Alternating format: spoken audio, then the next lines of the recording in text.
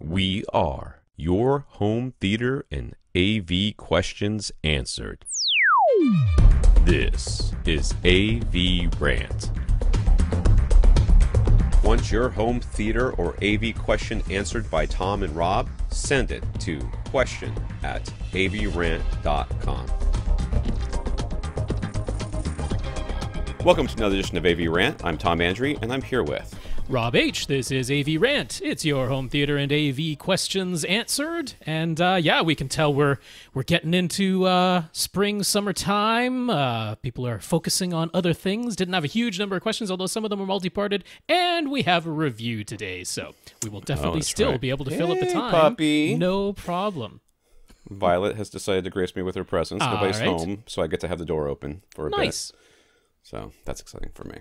That is Tom's dog, for anyone who might be new to the podcast and doesn't know. What are you doing, weirdo? Anyways, yeah, we got a review for this week, so we'll get into that in just a second. Let's just get the pleasantries out of the way here. This is AVRant, the podcast that answers your home theater and AV questions. To get your questions answered, all you have to do is ask. You ask by emailing us at question@avrant.com. You can go to www.avrant.com, leave us a comment there, facebook.com/avrantpodcast, youtube.com/avrant. Contact us directly, rob@avrant.com. Twitter's @firstreflect. I'm Tom @avrant.com. My Twitter's @avrant_Tom. You're not going to be happy sitting there. Whatever, dog. He might have been speaking to you, dear listener. You never know. Yeah, could have been. Don't sit there. That's not the sweet spot. You don't know. So, yeah, if you want your question answered, though, you'll send it to question@avrant.com. I think I may have made a terrible mistake. Yes. And that mistake is, you know how the camera keeps cutting in and out? Oh, yes. I thought it might be the USB port on my computer, so I switched it so that the audio one's going to the back. And now I'm thinking, if I wanted something to cut out, it should have been the video, not the audio. That is true. I mean, so far, nothing is gone wrong. I'll just say, you might want to, if you're not recording my side, you might want to. Just in case. I haven't got that ability in the way I've set things up. Okay, then. What good would it do for me to record your audio if what cuts out is what's going into your computer via the USB port? Nothing I can do on my end about that. Oh, no, I think what will happen is that it'll switch to the mic in the computer, mic. Right. And then that will mess up the recording software, which won't switch with it. So, well, we'll see how it goes, folks. We'll see how it goes. We might be using the audio off the video. Yes. Well, I'll let you know on Skype if your audio cuts out, because I'll be able to hear it. Wow. Yeah. All right. So I did do a review this week of Atlanta Technologies AT-3 tower speakers. That is their they say they're not targeted at the audiophile crowd, but I beg to differ. Okay. So, whatever. But it looks to me like they are, and that's what it felt like when I first overviewed them, and then when I got them in for review. They're extremely heavy. But they're not that big. Okay. Which is kind of surprising. But they're like remarkably heavy. Like moving them around is a chore. And their footprint is even bigger than you might think, because they've got outriggers. They do. The outriggers aren't excessive. I mean, they're just out there enough. And they were fine. I like the way they look. They have a very clean look to them, which I appreciate. Having the knob on the top, or the control on the top, to actually fine-tune where the spike or the foot goes to the floor is usually better, in my opinion, because it just makes it. But these were not hard to adjust. Okay. So aesthetically, they have sort of a matte top in front and back, and then a glossy sides. Right. They're rounded. And they look, the sides. A little bit curved there, they appear to be. They have, by-wire ability, which is, of course, all they could have, because they only have two drivers. They have a tweeter and a woofer. And then a bass reflex, like a folded transmission line style horn in it. So that you get a lot more bass than you might expect out of something so small. And yeah, like if I knew nothing about them, just looking at the back, the binding posts are way up high, and they're very high. You mentioned in your review they actually come with these like sort of clip things to slot your speaker wire through. Right, to get it all the way down to the bottom. Get it down to the bottom. But I mean, that would make me think that this is really just a bookshelf speaker high up on some sort of pedestal. However, with that's usually the case when big you see square port at the bottom, clearly the cabinet is being used in some fashion. It isn't literally just a pedestal stand with a big solid brace up where the bookshelf part would start. They are using down at the bottom there. There's a port there. So yeah, transmission line. So subjectively, the first thing I did was, take my SVS Ultra bookshelf speakers out, put these things in, run Odyssey just to get the calibration and everything going, and then lived with them for a little bit. They blended perfectly with everything else. So nice. That tells me that they have a nice flat, at least they're going for a nice flat frequency response. They're not trying to get any sort of weird, curve for their special sound like some other manufacturers do, which I appreciate. They did play really nice with everything else that was in here. Of course, they were set to small at that point, and 80 hertz crossover. I think I must have changed it to 80 hertz. So then, after a while, not because of break-in, but because of just didn't have time, I put them into pure direct mode or direct mode. So pure direct, of course, shuts off all the video stuff and really doesn't do anything but irritate me. So direct mode, which is 2-channel, no subwoofer, no bass management, no Odyssey, just 2-channel in my room. My room is well treated. As you all know, I have more room treatments than most people have in much larger rooms in here. I like to have my rooms more dead than not. So I have lots of room treatments, including tri-traps in many of the corners and across the front of the room as well, behind my center channel. I have tri-traps along the ground because I had more tri-traps than corners because this room is too short to stack them on top of each other, which is what you normally do. Paired them with the Denon, X4300H or whatever. 44? It is. I don't remember. Yeah, you got a 44. I think it's. Do I have a 40? I don't think so. I think I have a 43. No. I thought you had I'll have to look at it. Whatever it says in the review is what I got. You wrote 44 in your review. Then I have a 44. Okay. Because I looked. I actually had to go down there and look at it because it's been so long since I paid attention. So 44. Anyways. So then started playing them, full range, listening to them that way. And the Denon has the ability, you can go direct, pure direct, and auto. And what auto does is engages bass management. I don't think it does Odyssey, but I think it engages bass management. Well, and auto will up convert or up mix to use all of your speakers whenever possible if it has that ability. That's what auto will do. Yeah. Well, so you must have gone stereo. So it went from basically it said auto on the front, but that's basically what it was stereo with the sub. So it goes direct, pure direct, and it says auto, but it only shows the subwoofers and the two main speakers playing. So that's a stereo mode basically. So I don't think that Odyssey was engaged at that point, but it doesn't really matter because I didn't listen to it in that way. All I did with that was just compare bass. I was just looking, okay, so how does it sound with just the speakers versus the speakers with the sub? Now the difference was not inaudible, but it was actually quite a bit less different than I thought it was going to be. I thought that you'd put the subwoofers on and suddenly you're going to hear both. And in fact, I went back and did this later with the SVS Ultra bookshelf speakers, and the differences were like night and day. I mean, it's not even close because they just don't go down as low. So then I listened to a bunch of music, and like I said in the review, they sounded pretty good. I was pretty happy with just about everything I heard as far as tonality and stuff like that. I didn't mention this in the review, and mostly because I couldn't really lock it down as being a thing that was to the speakers themselves and not some sort of interaction between the speakers, the content, and the room.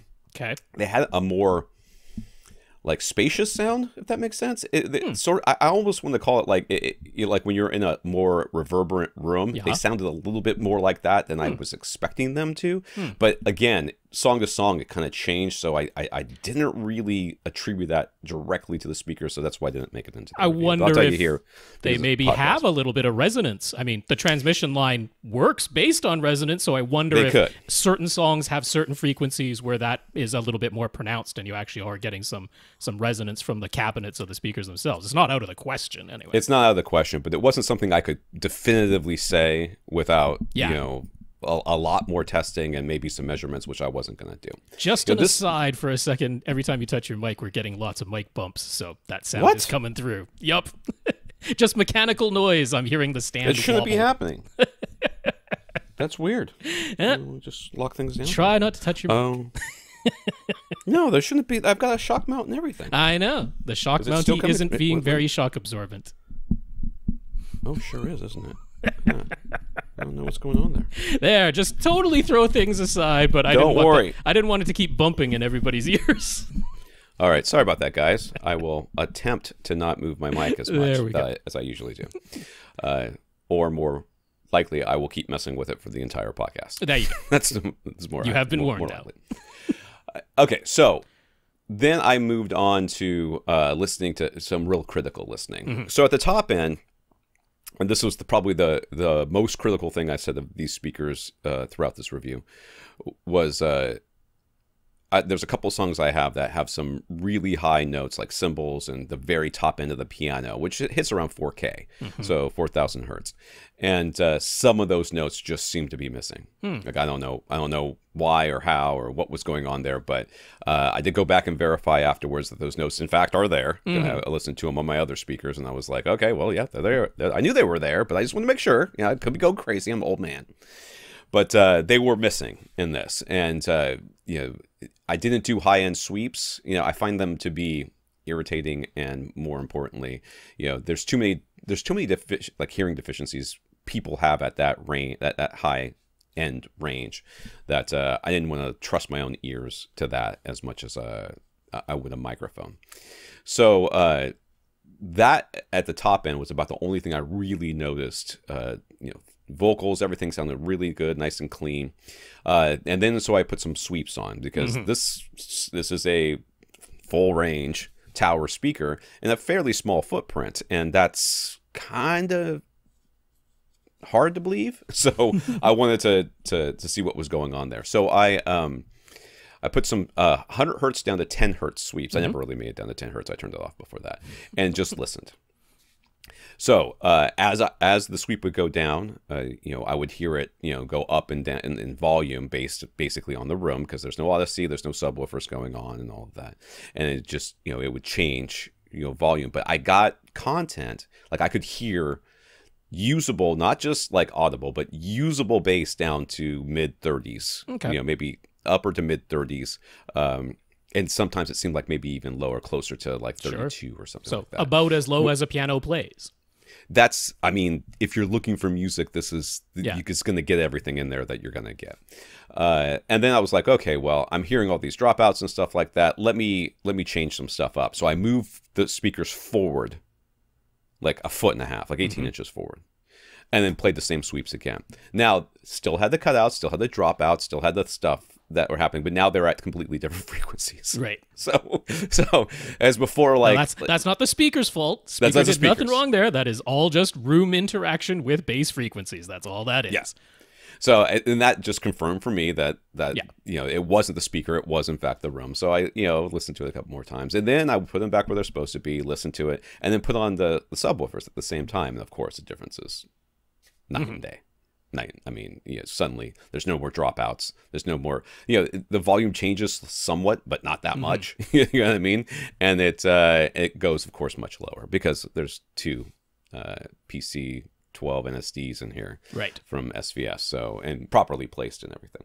So overall, a very impressive bass output. Like if you are looking for a full range speaker, like first of all, these things cost $3,000 a pair, which is not cheap, but it's really not that expensive. Not insane. We definitely see some that are much more than that. So. Well, and for the amount of bass you're getting out of them, like if you're really looking for full range speakers, you're going to spend a lot more than $3,000 to get down to even mid 30s or upper 30s in any sort of clean fashion. So they're definitely worth a listen. Now, the top end, notes being missing, that does concern me, and it should concern you. But it wasn't like there was no information up there. It was just, maybe attenuated. These particular. Yeah, there's something going on. I just don't know what. And you could tell. You look at the measurements that they gave, their ratings, go up to like 14 kilohertz, and then they change it to plus or minus 4 dB. I'm like, okay, well, why? And it crosses over the tweeter crosses over very low too. So right in that range where those notes were missing is right about where that crossover from the woofer into the tweeter is. So there could be some inaccuracies there going on, which may or may not be able to be fixed with EQ or with just Odyssey doing its thing, because remember, I'm listening to it without any processing going on. So overall, I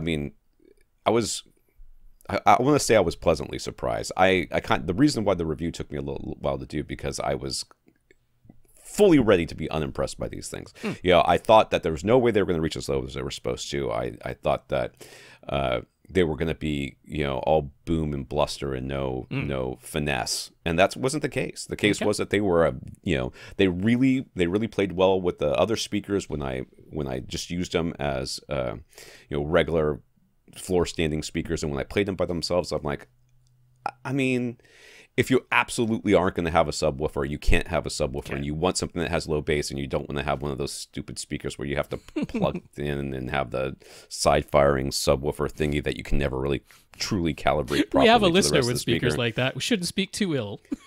Well, you guys know how I feel about them. It's okay. Don't worry. It's not that I'm speaking bad about you. Just I didn't like your speaker choice. It's fine. You know. Yes, that's right. How many times have I bought their speaker choice? That's right. Well, I mean, I bought a bike, which I now ride religiously, and I'm like slowly having to start to like it because I can't afford anything else. You got no other choice. And everybody else has got all these bikes that are 10 times nicer than mine. I'm like, well, you know, what are you going to do? You're going to sit around hate the stuff you bought, or are you just going to learn to appreciate it for what it is? And, you know, you'll know better for next time. All right. So yeah, it was good. It's a good set of speakers. I'm happy. I'm happy that the review came out the way it did. I was like I said, I was a little bit worried about them because of some of the design choices that I saw. But overall, I mean, there's a lot worse ways you can spend $3,000 on a pair of floor standing speakers if you're really into music and that's all you're going to buy. And proving once again that yes, the design of the speaker and the execution, if you have a knowledgeable speaker designer and speaker engineer. That you can't just judge a book by its cover. You can't just say, oh, this has a polypropylene woofer and therefore I like it or I don't like it. It is not that simple. It is the sum of parts and the sum of the design, and things can be done. My favorite is when people like, oh, it's got a Kevlar or a woven fiber woofer, and they're like, yeah, and it makes the music a little bit too textured for me. I'm like, shut up. You're telling me the woofer's bumpy. I know it's bumpy. The sound doesn't care. Stop it. All right. Let's get on to our listeners of the week. To become a listener of the week, you have to support the podcast in some way. One of the ways you can do that is going to patreon.com and signing up to become a contributing, supporting member of our podcast community, where every month Patreon will take a little money from you and give most of it to us. So we have 125 patrons right now, including Daniel. So thank you to all of our patrons. Yes, indeed. Patreon.com/AVRant podcast if you would like to sign up to make an automatic monthly donation. And thanks very much to our 125 patrons over there. Thank you to Daniel for being one of them. And for a couple of weeks, we haven't had any individual PayPal donations. So just mention that if you would like to make a one-time donation to the podcast and you don't want it to be automatic and monthly, if you come to our website, avrant.com, on the right-hand side, it says support AVRant, and that link will take you to PayPal if you'd like to make a donation that way. There you go.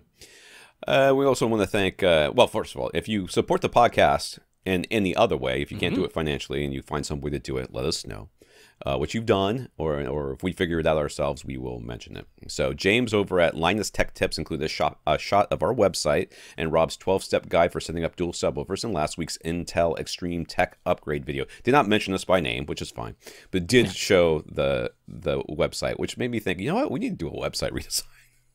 Our website's kind of boring. Now, that's not their fault. They're showing what's on there. That's not them, yeah. No, that was very nice. I did have a visit over to James's place during the summer there and went through that Anthem AV receiver. And so several of our listeners, obviously they are also Linus Tech Tips viewers, and alerted us, and they were quite excited that they saw AVRant on that video, because that video has been, I mean, at the time of we're recording this, has been viewed by like over 1.5 million people, so who knows, some eagle-eyed people might spot it and check us out as a result. That's great. And they were like, hey, some of the stuff James said sounded a lot like something Rob might say, and I'm like, yeah, that's probably not a complete accident. So that was really good. Thank you, James. Yeah. So I believe this guy signed his name Carrie on the on the email. So I'm gonna refer to him as Carrie. But Carrie sent me photos to use on AV gadgets with permission to use them in perpetuity for the rest of all eternity.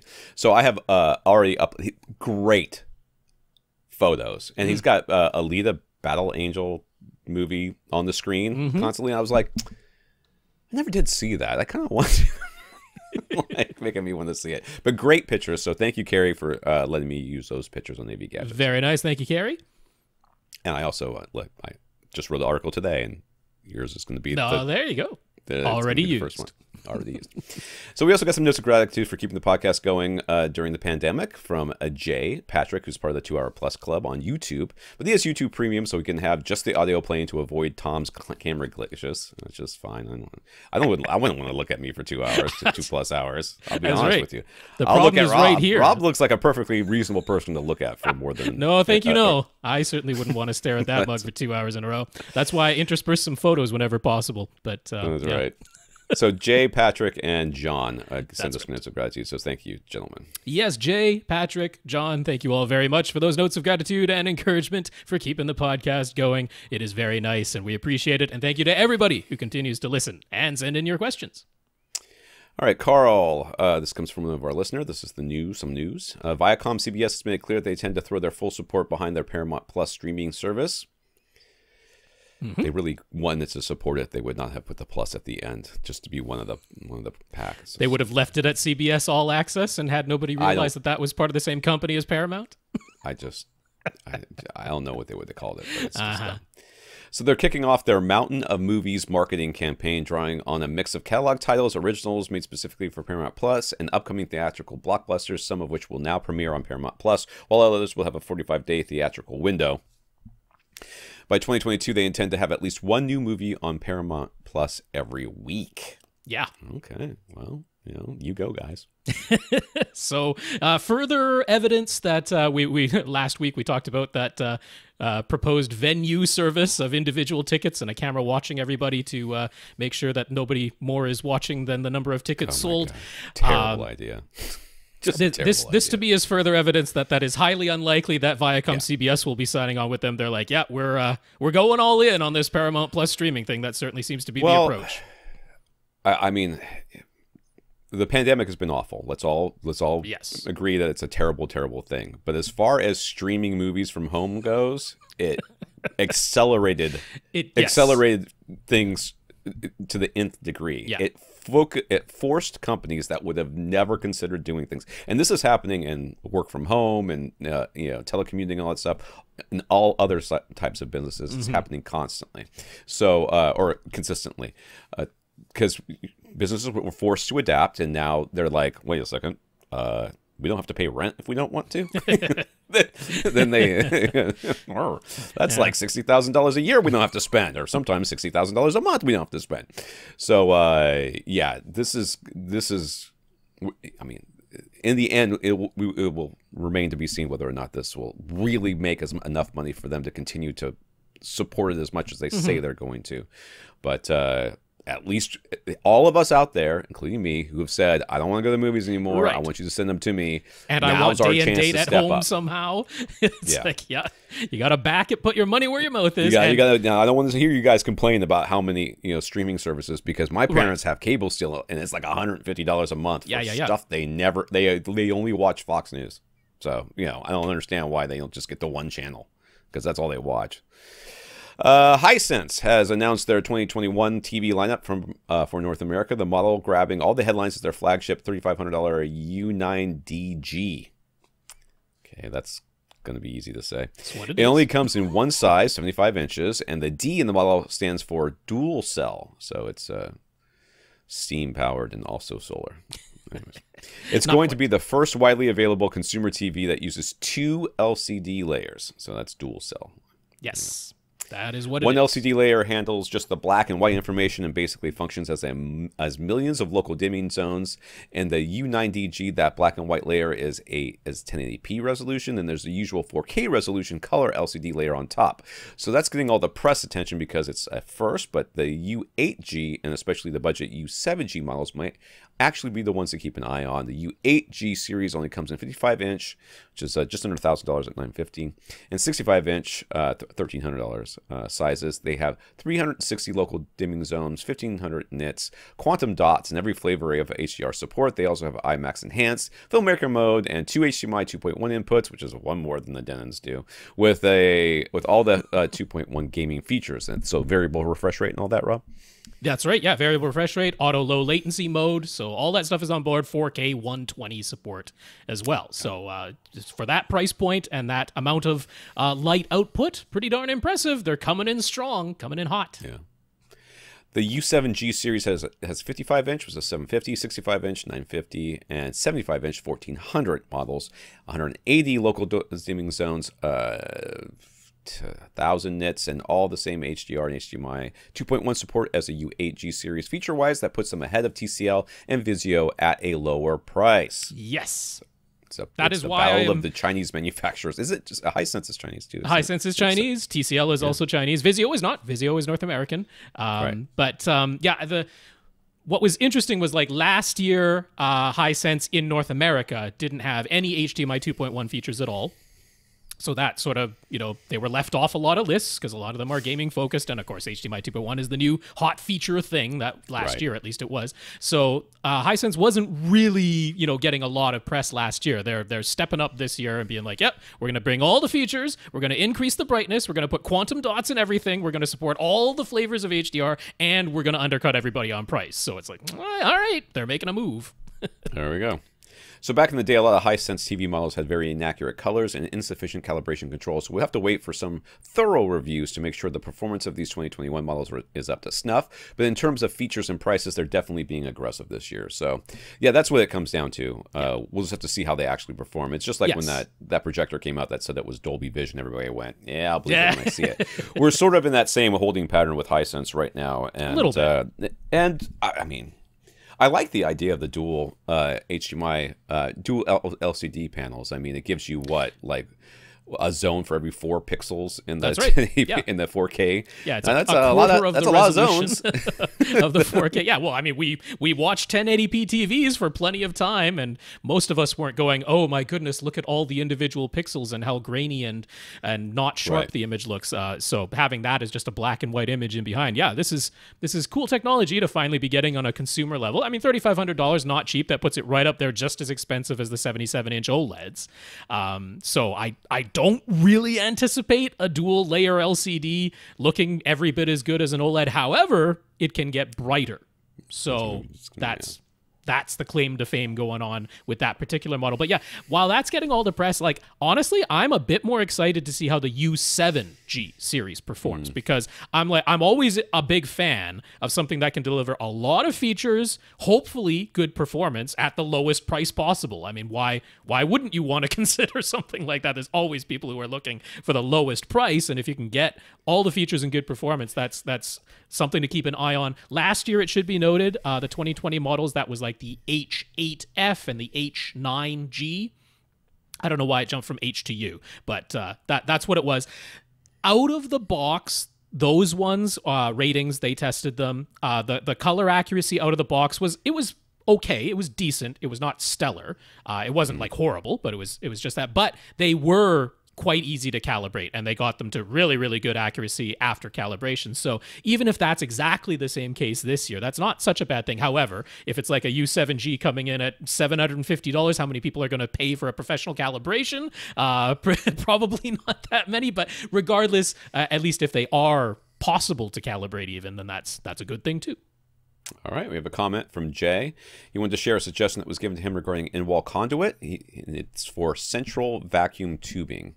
Jay found that it worked very nicely, especially for HDMI cables that require the larger diameter and easy to pull through the small tubing as opposed to the typical corrugated conduit. He avoided using the 90-degree turns and opted for wide sweeping turns using 45-degree pieces instead, and he highly recommends it. No, that's a good idea. I like that. Yeah, sure. I'm actually a little bit surprised that central vac is still a thing. I'm like, wasn't that like in the 70s when everybody had central vac? It's like, hey, what? Imagine how much fun it's going to be to clean out your vacuum tube when it's stuck on a wall. Everybody's like, oh yeah, that's going to suck, and it did. They all got clogged, and nobody used them anymore. But so to me, this is so. The wider diameter, of course, is nice here, but I think what it comes down to, at least in my mind, is whether or not one is more expensive than the other. I guess what it comes down, because a lot of times it's like whether they always show like the tackle boxes. It's like a tackle box for fishing equipment, and it's $5-10 over in the sporting goods store, and then there's a pink version of it that's labeled for makeup, and it's like $35, right? So if one of these is cheaper than the other, that's the one I would go for. If it's just called, if it's a little bit wider, maybe that's why you want it. But yeah, I mean, it does make sense to go one that's smooth and not corrugated, though. Yeah, the corrugated is what easier to pull through. Yeah, and plus, at least if let's say you're having a contractor put this in, if you're like, I realize this isn't actually going to a canister somewhere, but I want you to install some central vac tubing. That's going to be something where they're like, okay, we know how to do that. Right. Right. There's that maybe slight advantage as well. Right. Here's the challenge: central vac tubing, no 90-degree turns. You go. That's right. Make sure you put Make sure you put a string through the entire thing. What? So a lot of times, in case you guys are wondering, like if you do install conduit like that, and you don't have your tube through it already, a lot of times what the people will do is they'll take a sock and they'll ball it up until it just barely fits in there, and then they'll tie a string to it, and they'll take a vacuum cleaner at the other side and just suck it through. There is a way to get through. A little plastic baggie with the string tied to it works real well. Oh, right. Suck it through the vacuum. That's even lighter, so that's even better. Right? All right, let's get to the questions here. Tom is having a home theater designed and installed in his finished attic space. The dimensions are roughly 19 by 17 by 8, about 2,600 cubic feet in volume. He has zero interest in DIY. I can appreciate that, sir. I often have zero interest in DIY, because DIY usually means I just broke it real good for you. So he's hiring a pro, and he has already received some proposals from a designer. He very much wants a clean look with everything being in-wall and as close to invisible as possible, but that has brought up the question of what to do when it comes to subs. Tom is after excellent sound quality, but without sacrificing on the aesthetics, and he's willing to pay top dollar. However, he just doesn't want to throw around money willy-nilly. One proposal from the designer includes a pair of in-wall JL audio subs. Each sub includes dual 13.5-inch drivers, so we'd end up with 4 13.5-inch drivers total. They are a completely sealed design and aeroically flat down to 25 hertz, but they are expensive. JL audio is surprise. Yeah, they came out with a subwoofer that was $1,000. We all lost it because we were like, "Ooh, that's cheap." And everybody's like, "Yeah, but you can get the same thing from SVS for like $500." I know, but this one's from JL Audio and it's cheap. The cheap option is a pair of SVS PB16 Ultras or a single PB16 Ultra plus multiple smaller subs placed around the room to provide even bass. That is just a terrible idea. Yeah, I mean, that might have come from some of the earlier Earl Geddes research, and that it's not what I would go for. No. But I don't even think you need PB16 Ultras in here. It's not that bad. Well, we're gonna get to that. That's for sure. But I mean, these are just the proposals. That's fine. He's letting us know what has been mentioned to him, and that is a good thing. Have the information to work with. So for Tom, having in-wall subs would be a significant positive for aesthetics. But if the in-room subs would actually provide better bass and at a lower price, and he's willing to sacrifice some of the clean look. So what do we say? If cost on this issue of the JL Audio in-wall Fathom subs out great performers based on what some other people have advised, he's being told that a pair of SVS 4000 series subs could actually be even better while costing substantially less. What are our comments and suggestions? Well, yes. The SVS 4000 series would be considerably better at less. Yes, that is true. Yep. But you don't need that in this. You don't even need that. However, I will say, because one of the ideas is to go cylinder. The cylinder sub, I know when you look at the cylinder subs at first, you're like, it looks like a water heater. I don't want that in my room. But once you actually have them in person, and here's where you can use that augmented reality that SVS offers on their website. So just go to the website, look up the PC4000, and click on the View This Subwoofer in Your Room link, which on your phone, of course, is how you would do this, and bring up the augmented reality. Because the thing is, when it's this really quite small footprint compared to any of the box subwoofers, like compared to a PB4000 or PB16 Ultras, like even crazier. Compared to that, the footprint is tiny. It's a 16.5-inch diameter. And then it's this black fabric where if that's along a wall somewhere, including you have the option to just lay it on its side, you know, and it's going in the corner between your wall and floor, or if you stand them up in corners, maybe you get 4 of them. You were already considering 4 drivers from the JL Audio in walls. If you get 4 of them and 1 in each corner, like they just blend into the shadow. They take up very little room. Even if they are at the midpoint of a side wall and people are walking by it, it's a soft cylinder where if someone physically bumps into it, nothing bad's going to happen. There's no edges to nick yourself on. So I'm quite in favor of the idea of going for cylinder subs in here. Cost-wise, definitely less. Performance-wise, like, honestly, 2,600 cubic feet, we'd be telling you that PC 2000 Pro subs, cylinders would be totally fine. We'll still outperform the JL Audio. It seriously seems like he wants a bit of overkill, and so, yeah, dual PC 4000s would be... So this is... Okay, so there's a couple of options that you can do here. If you want to spend, like, lots of money... we can help you with that. That's not a problem. What you need is 2 ported 2000 series, so either boxes or cylinders. Okay. I would just go with cylinders. I think to really crush this room. I mean that would be overkill for this room. Okay. For 2,600 cubic feet. And we are assuming this is enclosed. It sounds like it, because usually attic space, finished attic space, how many of those are open to the rest of the house? That would seem a bit strange. If not, then spend some of the money you're not going to spend on the JL Audio subs on a door. Okay, so that's, indeed, that would be that would be the solution to that problem. So, but okay, so the things that are coming to my mind, because you want that clean look, right? So what Rob's saying is 4 subs, 4 PC 2000 Pro subs, 1 in each corner, I think works. Oh yeah. The tops have that wood finish, they're flat wood finish. So plan on putting something on there, something decorative. I mean, you could even, if they're in the corners, quite easily cover the corners in a fabric. Well, you see, that was what my next suggestion was going to be. Like, even if you wanted, if you wanted to get a slightly larger, if you wanted to get like the 3000 series but sealed, then you could basically build. I mean, you have your designer or whatever build columns, and the columns would be nothing but framing and speaker grill fabric, and then the subwoofer lives inside of it. Sure. So you could put 2 of them in your room, you could put 4 of them in your room, you could do whatever. The reason I say sealed and going up to the 3000 series is so, again, we're crushing the room, which is what you want. We're saving money, which is also what you want. And this will give you that clean look. Now, you could put the PC 2000s inside of a column. Sure. You know, like to hide it.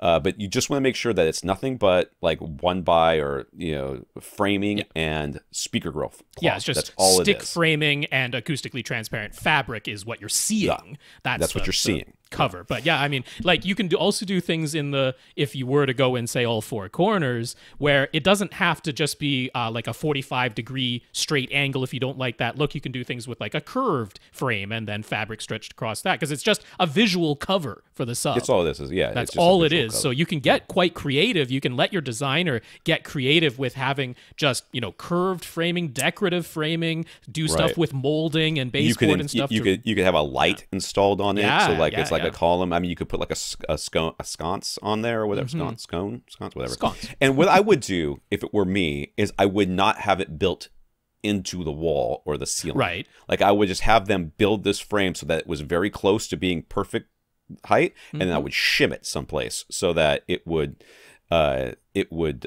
just kind of just friction fit it in place so that you could take the shims off and you could remove this to get to the subwoofer easily. That's the way I would do it, because there's no reason why they can't make a 2-sided, 3-sided, or whatever, depending on where you end up putting the subs, little frame to go around these things. And I guarantee you're still, even if you buy 4 subs and you cover them with this fabric stuff and have somebody, you're still going to come out ahead of what you would have spent on the JL Audios, and you're going to get down below 20 hertz, which is what the JL Audios can't do that. The other major advantage to me is, this being a finished attic, I'm thinking there might be some angles, particularly in the ceiling. Sure. It's not necessarily a perfect rectangle, gave us the rough dimensions, but it isn't necessarily that. if you were to discover that you need to adjust the positioning of the subwoofers somewhat, so before this framing and decorative covers and any of that type of stuff goes in there, you want to, because that stuff acoustically doesn't do anything. It's just a visual thing to hide them, but acoustically it's all transparent. So you'll want to have your installer experiment with the positioning of the subwoofers, which you can't do with in-wall subs. That's honestly my number one criticism, because I mean, he asked in terms of just out and out performance, are the JL Audio Fathom in-wall subwoofers good performers? Now, just in terms of you put them in an anechoic chamber and what can they do? Yes, they are good performers. They're going to be right up there, like RBH's in-walls would be the alternative that, and I don't know if your pro, carries RBH, but that would be the other brand I would look at if I were absolutely forced to go with an in-wall sub. I would look at RBH, I would look at JL Audio, because in sheer performance in an anechoic chamber, yes, they are good performers in that sense. But once you have decided where they go and they're installed, you're not moving them from there. And if it turns out that where they're installed creates a null at one of your seats, man, that's a ton of money and a ton of effort. Well, because, I mean, that's what the moving a baffle cylinder subs that has been the constant bane of my existence when it comes to people suggesting this. They got all into the idea of getting the infinite baffle sub. They installed it where they could, which is how infinite baffle subs work. And they're like, now how do I get even bass? Well, you need to add some in-room subs to even out what you did. To even out it's exactly but I don't want in-room subs. I wanted the infinite baffle. Well, I'm sorry. That's why you don't read 10-year-old, 20-year-old articles about how to get good bass, and read the stuff from now. But yeah, this should work. I like this. I think the clean look is absolutely something you can do. I will say that if you're really going for that super clean look, what Auralex and other custom, when they do a custom job, what they do is they build stick framing off the wall and cover every wall with acoustically transparent fabric, and then they can put either diffusion or absorption or whatever they want behind there, because it is it's all hidden. It also makes it easier to install in-wall speakers. That way you can actually install them into the stick framing and then build a box around them so that you have your backer box, and it gives you a little bit more room than what you would just have inside the actual wall itself. So there are some advantages there. If you're going for that really clean look, you're going to basically acoustically transparent fabric is going to be everywhere. It's going to be on every wall, and it's going to just cover everything up so that you won't really see anything. Then you can just put the acoustically, the in-wall speakers behind there. It's just like having a speaker grill in front of it. You take the speaker grill that it has on there off, Bob's your uncle. Done. I mean, another thing is if you were going for the 4-corner placement, cylinder subs, I don't know if you were going to have curtains. Sometimes if you're doing a theater, that people want drapes for that look. And I mean, you can have your cylinder subs standing in the corner and have drapes that cover those corners. And it's like the bass frequencies aren't going to care about a curtain or a drape. They're going to come right through just fine. So that's another way that you could easily visually hide 4 subwoofers standing up in corners, and it wouldn't look the least bit out of place. Anybody looking at it just like, oh yeah, you got lovely curtains that go in the corners, and they have no idea that that's where all this bass is coming from. You just have the track come out a little bit, down the side wall, so that it looks like it's wrapping that whole thing, and it just covers your 2 front subwoofers. All right, Carrie or Keshaun. Keshaun? I don't know. Carrie. That is the person who sent the photos. This was mostly an excuse to show some of those photos. Okay. So he's been into home theater for over 20 years, but he hasn't done much in way of upgrades in the past 15. So he decided to do it 6 months ago, and he went whole hog. Now, these are the pictures that I'm going to be using on the website. That's right. And they are great. Clips reference Premier speakers all the way around with some Dayton in-walls mounted in the ceiling for Atmos, 4 mono-price monolith 10-inch THX subwoofers, 2 at the front, 2 at the back. Thank you. That is awesome. I love to see it. Marantz AV7705 Pre-Pro with an Outlaw Model 7000X amplifier plus 4 channels from an old Pioneer receiver to power the Atmos speakers. An Optima UHD30 projector with a 92-inch silver ticket screen. I got that same screen. And he made manual masking panels for the 2.35:1 content, which he actually has a picture of that on and off. And you're like, it does make a difference. I don't know. Yes. It's not enough of a difference for me to care, but it's a difference.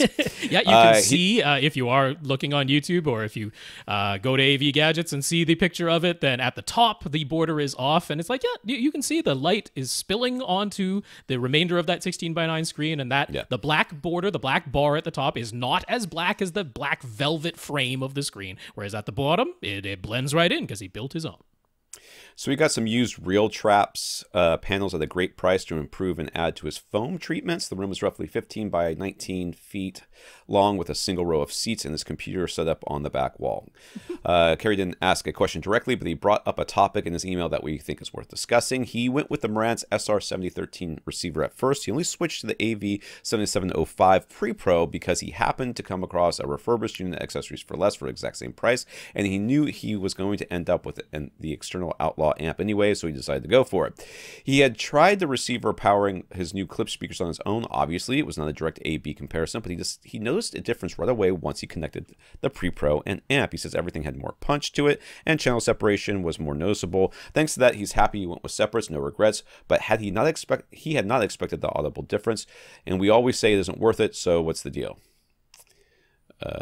Which was he initially with the SR7013. That's right. He's got clip speakers, so it's not like they were having any problems powering these things. Definitely should not have been. The distances shown in these photos do not look like any challenge for any reasonable speakers, let alone something as high sensitivity as clips. I mean, my first reaction would be like, you heard a difference because you kind of wanted to hear a difference. I mean, it could be. There could be, I mean, measurably, there's almost certainly power and channel separation differences between the Marantz and the standalone amps. I can't imagine that it's all that audible, but you know, I mean, well, so I wanted to start on the channel separation claim, because this is something that I've seen mentioned quite a lot on some of the more popular YouTube influencers and people who are home theater enthusiasts talking on YouTube. And this is one of the most common comments I'm seeing whenever somebody is talking about receiver versus separates, and they use this phrase channel separation. And I want to dig into that a little bit, because I'm like, okay, what is it you think you're hearing? Because okay, let's imagine that your channel separation, because that's what they're saying, the channel separation was bad. Let's imagine it was bad, not just a slight difference, out and out bad. What does that mean? That would mean that a sound that is supposed to be coming from, let's say, solely your front left speaker is bleeding into your center speaker and, say, your surround left. Right? That's what bad channel separation should sound like. Yes, that is what bad channel separation would be. It's something that is supposed to be in this channel is now bleeding into adjacent channels. So if you're telling me that you went from your AV receiver to separates and you noticed better channel separation, that there is less bleeding and blending, that it went, here's a speaker, here's a speaker, here's a speaker, because that is channel separation. I'm hearing separation between my channels. Is that a positive? Because normally if something pans across the screen, I don't want it to go, here's my left, now gap, now here's my center, gap, now here's my right. I want it to be a contiguous sound going across as it pans. Or, and here is what I strongly suspect, is it simply that you noticed your surrounds and possibly your overheads are more pronounced? Because that's what I really suspect. I really suspect that if there really was a genuine difference in the sound, it was that you noticed your surround speakers and your overhead speakers more, and you go, oh, that must be channel separation, right? Like, I noticed that this sound was overhead rather than it sounding homogeneous. I noticed that this sound was in my surrounds rather than just being ambient. And that happens when they're 2 decibels louder than they used to be. That's when that happens. I strongly suspect that's what's going on the podcast, is like, audio memory. And I actually went for an article, and I tried to find like a research article that measured this, and I couldn't really come up with one. But the kind of the general rule of thumb is 3 seconds. You got about 3 seconds if you're A-Bing something before you can't really remember what you heard accurately. unless it's obvious. Like the difference between a horse neighing and a car revving. I mean, you don't need more. You can tell the difference between those two things. But if you're talking about subtle differences, yeah, channel separation there's a lot of like these kind of buzzwords out there. Audio reviewing and that's one of them. Warm mid ranges, punchier bass. Yeah, the other thing I suspect is that if you've been watching that type of YouTube video or you've been reading that type of review, and you can't help, even if you didn't intend it, that stuff gets in your head, and you're like, I'm considering separates, and even if you actively try to put it out of your head, it's amazing how your brain will take things that are swimming around in there, and you'll be like, I do hear the better channel separation. So when I started doing these new reviews for AV gadgets, I call them no filler reviews, and I do that because I'm tired of reading people pontificating about everything. Like, I listened to this speaker with this gear with these cables, and I was listening to this music, and so-and-so's voices were just like, it was like they were in the room with me. It's like, no one cares, dude. What, did it sound good or bad? Yes or no? Hurry up. Finish it. It was the old I get paid by the word count in a print magazine model. It is. It absolutely is. And it's like and they're great storytellers, these reviewers. That's kind of what they're good at. They're good at telling a good story. And I could tell a good story. I mean, it's not that hard. But what you end up doing is saying these sorts of things, which are essentially unverifiable and in no way get really descriptive of what the speaker or the piece of equipment can do. I just felt like the speaker was much more engaging. Right. What does that mean? Engaging. Even immersive. What does that actually mean? Yeah. So it's normally about volume. Especially when you add an amp to something, then suddenly when you're normally listening at -20, it's suddenly -20 is a little bit louder than it used to be because of the amp that you had. That's the other bit of this, because true calibration, and I'm just talking the simplest thing, which is sound pressure level calibration. And I say that's the simplest thing, but in practice, it's not as easy as you might think to actually get two different sets of electronics, even with the same speakers, to produce exactly the same output. And more than that, what we see quite frequently is that people will change something in their system and they'll go, well, here's the volume level I always listen at. That's where I put it. Doesn't that mean I'm listening to it at the same volume level? Well, if you've changed the amplification, no, it doesn't mean that. It means, yes, the volume readout on the front of your pre-pro or AV receiver is the same, but what is actually coming out of your speakers could be different. And it takes a shockingly small difference in decibel level, particularly if it's like one channel that's changed versus the others, for us to say that we heard an improvement and that you heard a difference. And more often than not, if it's a little bit louder, we consider it to be an improvement. So, I mean, there's multiple things going on here with what Carrie has described. I don't look, if you're there's nothing wrong with the pre-pro that you've got. You're going to end up with we're not saying anything in that regard. We're not saying that it was a bad choice, because it wasn't. It didn't cost you any extra. We're not doubting that you heard a difference, but I just wanted to touch on this because I've seen it so much lately, and especially when that phrase channel separation comes up, that one just tickled me, because I'm like, what is it that you would even want there? Do you want gaps between all your speakers in the sound field?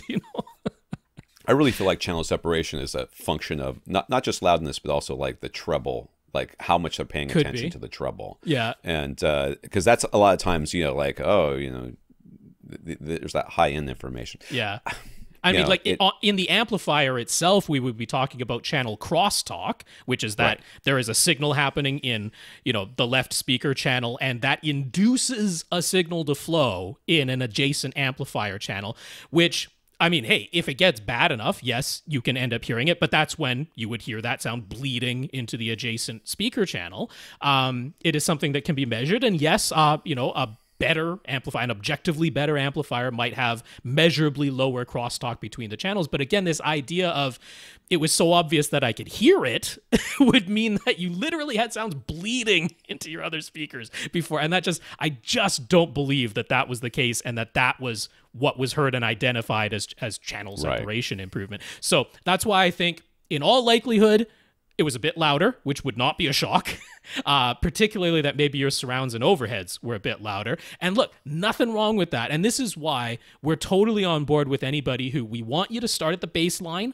We want you to get all of the speaker channels playing at the same level at your primary seat. We want it all calibrated. We want that as where you begin. But then if you're like, you know what, I just prefer it if I bump up my overheads by 3 dB, knock yourself out, because there is nothing wrong with enjoying that more. So there we go.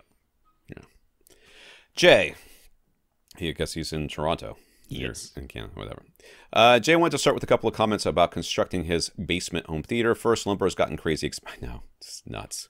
Lumber has gotten really expensive. Yeah. Ended up being cheaper to install Dricore tiles as the subfloor versus putting down rolls of dimpled plastic with sheets of OBS.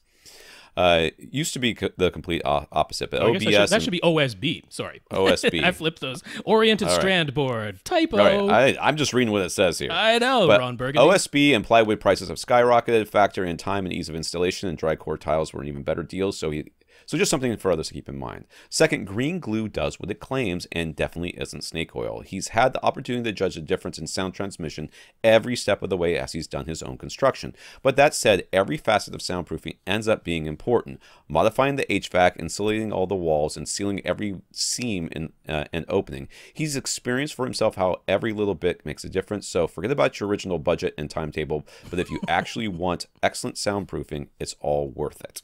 So like we said, sound is like water. It will find a way. So, and also dinosaurs. It will find a way. So you gotta keep at it. So yeah, seriously, these questions. Could we recommend an equipment rack along with a quiet but effective rack fan? It seems like equipment racks are insanely expensive. Yeah, they are. Very often, mostly because they're a specialty item that not a lot of people want or need, and yeah. And of course, everybody looks at Middle Atlantic first, because if you just plug in the words equipment rack into Google, that is the first thing that's going to show up. And they are pretty expensive. But thankfully, one of our favorite brands, Peerless does sell equipment racks. In Canada, you can still order them from B&H Photo. That seems to be the easiest place to get them at a good price. And B&H Photo does a very good job of shipping things to Canada so that you know the full landed price, nothing extra, no additional charges will be there when it arrives at your door. So $420 US, and then yes, there is Canadian shipping on that, which is over $100, but that's the way it's going to be. But I mean, that's still about half the price of Middle Atlantic, I think. Yeah, Peerless is where I would go, and in Canada, B&H Photo is a good place to order from. You can certainly look around and see if anyone else sells them and carries them, but that's somewhere I can point you that I know will deliver it to your door. Yeah, and the rack fans? The rack fans, AC Infinity.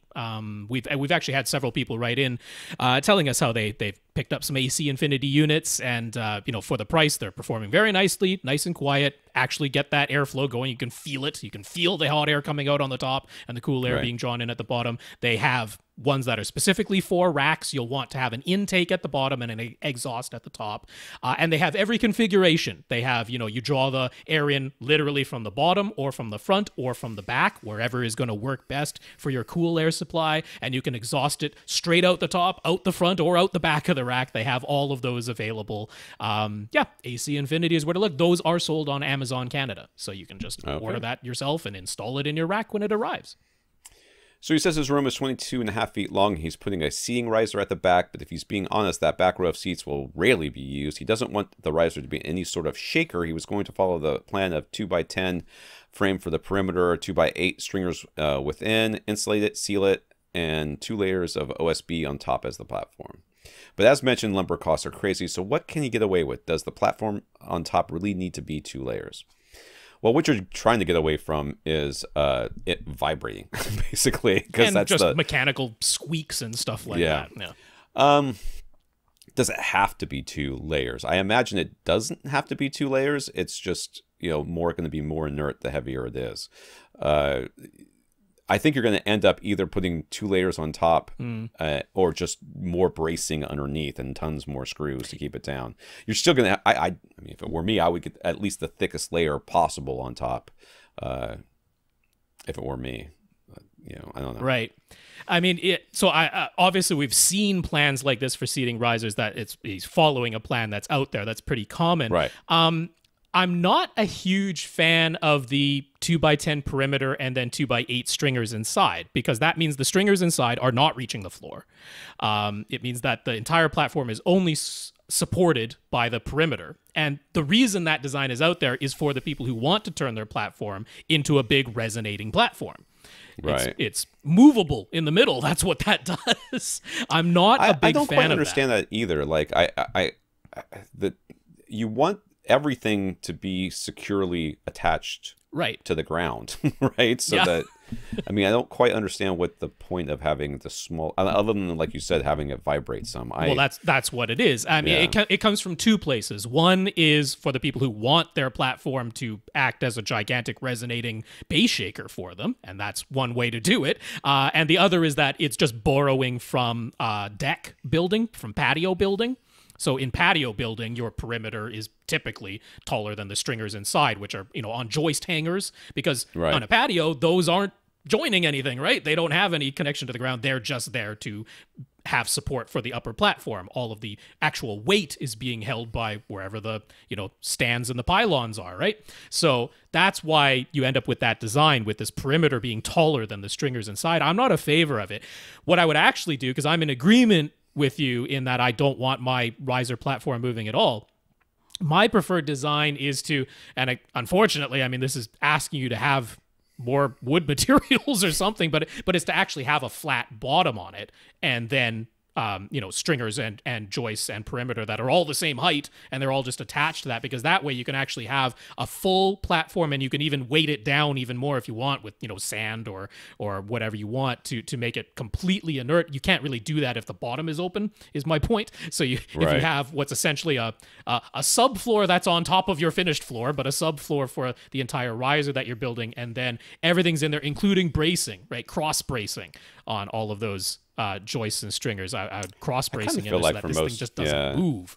If you build a solid, basically step, which is what this thing ends up being, or two steps. If you build it solid at the bottom, solid at the top, and enclosed, I mean, you could throw some insulation in there or something just to make sure that there's no air moving around. But I really don't feel like you need to weigh it down any more than it's already with the couches and stuff on top. I don't think you need to be putting sand and all that stuff in it. No, I mean, that's if you want to go to the nth degree. But I mean, unfortunately, regardless, even if you don't put the bottom on, but you just have the height of all of the stringers the same as the perimeter and cross bracing in there, that's still asking you to spend more on lumber than less. Right? He was hoping to reduce the amount of lumber, and we've just asked you to increase it. The problem is, I mean, you're only going to do this once. You certainly wouldn't want to have to take it apart and rebuild it. That would be far worse. 100% like do everything else in my home theater, just put the other chairs back there, and then wait until lumber prices came down to do this part. Like, I would do this last. You get the taller chairs, or you just put bar stools back there for the time being if they're hardly ever used. Well, there's all those ways to get around this. Right. You do the beds, whatever the thing that what's his name did. The bed risers. The bed risers. That would. I mean, it's terrifying. I wouldn't sit on them, but you could do that.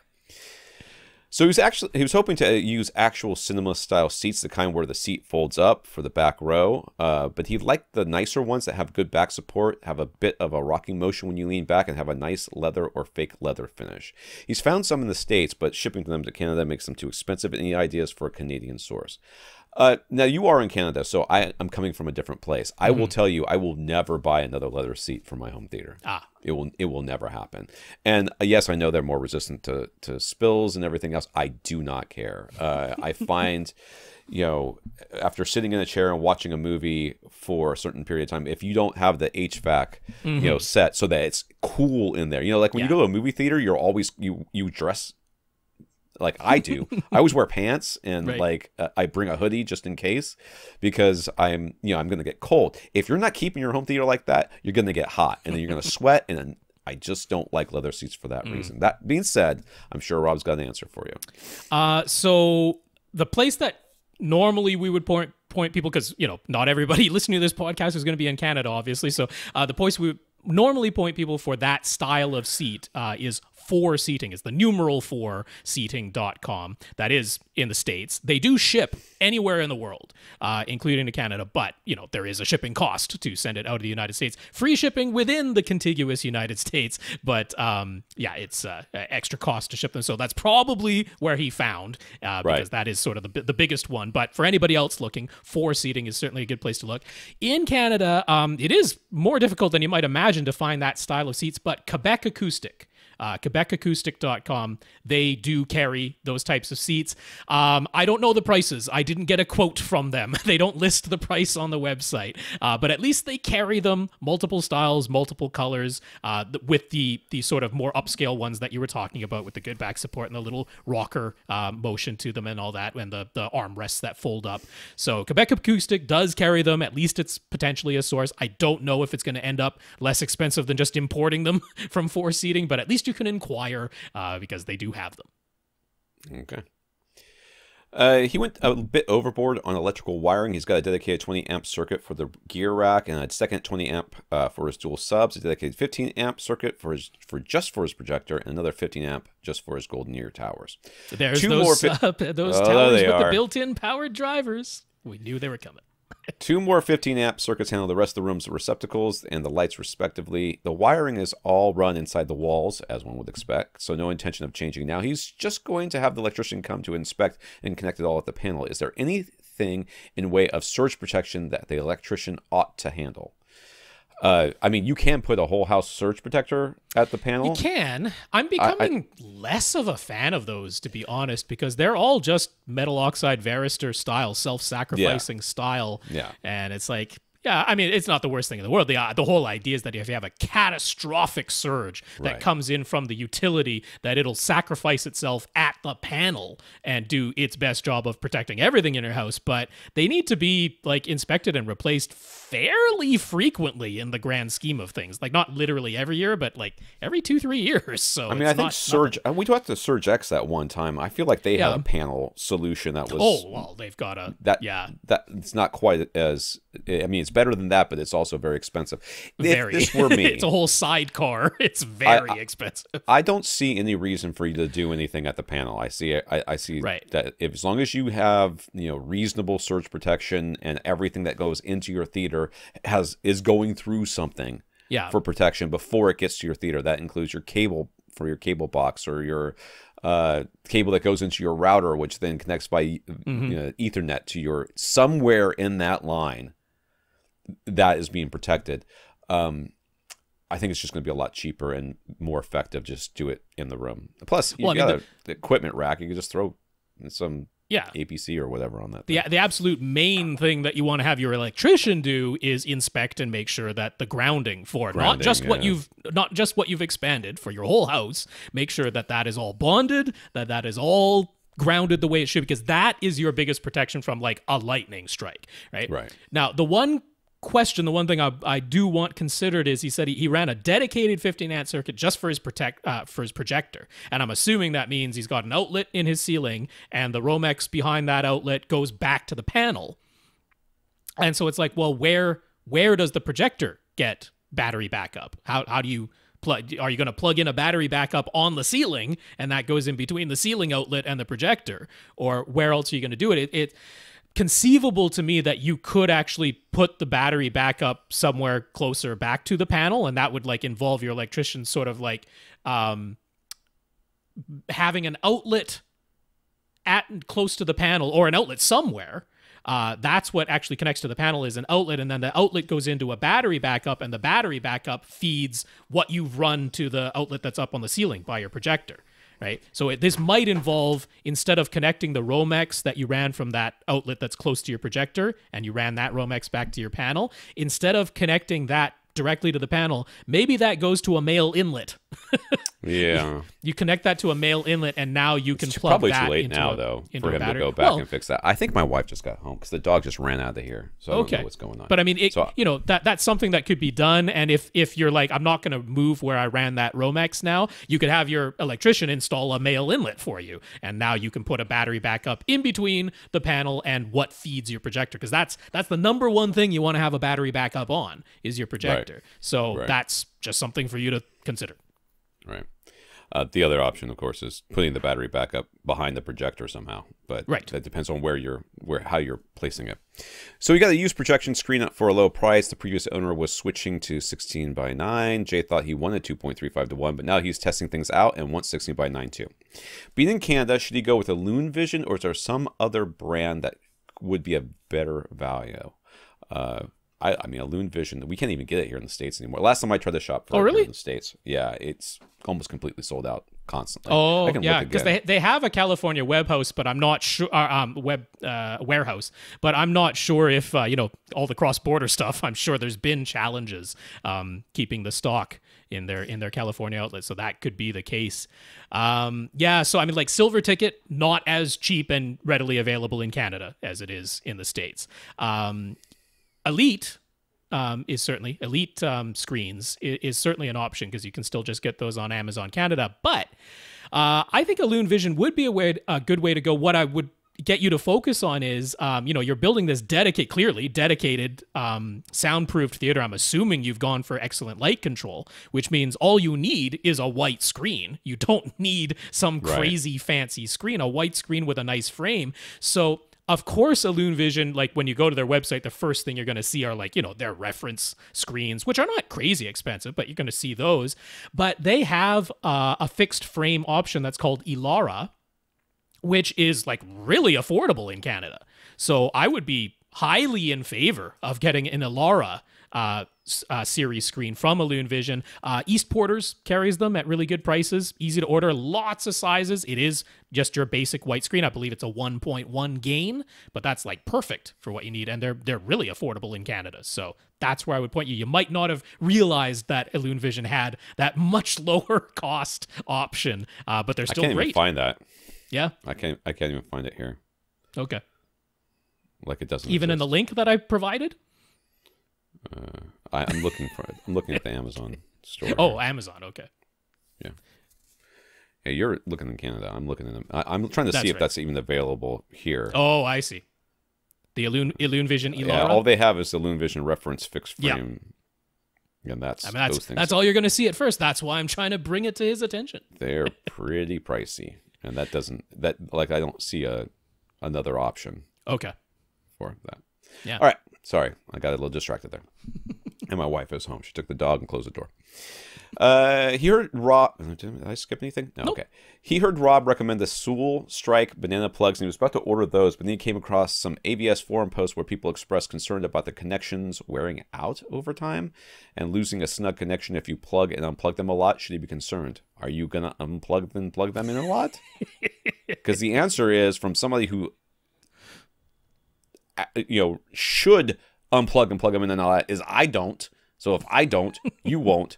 So don't worry about it. AVS is a terrible place. Don't go there. So this was the really basic criticism of the vast majority of banana plugs that you'll find, which is that it is just a friction fit. You've got these little fins that sort of bulge out on the actual banana plug tip. And those are just like, they act like little springs, and they are a friction fit. And yes, if you plug and unplug them, and even just over time, they're sitting inside the binding post of your speaker for years and years and years, and just being a mechanical little spring, they will eventually lose some of their springiness, and the friction fit will become looser. I don't disagree that is a thing that will happen. However, a pair of Sewell Strike banana plugs costs, in Canada, about $2.30. So I'm like, well, okay, in 15 years when that happens, I'm willing to replace them. Now, the other criticism of the Sewell Strike is that the way that you actually attach the speaker wire is that you have to insert it through the bottom of the barrel, which is unscrewed, then splay the speaker wire just a little bit because there's this big chunk of, like it's a cone of metal that's inside, and that goes in there, and then you screw it down, and that's what secures it. Now, people look at the photos, and they just jab the speaker wire in there and then screw it down and go, why doesn't it sit easily? And why does the wire get jammed into the threads? Like, you got to use a modicum of care.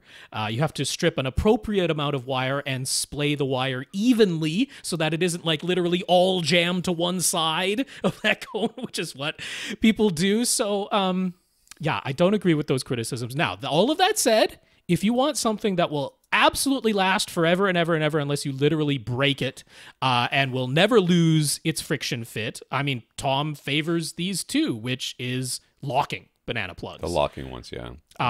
Those you can like swing the receiver around off of it, off the cable. Like the connection is not going to break. The thing that's either side might break, but not the connection. So those are if you're really going to be worried about it, you don't have to worry about that one.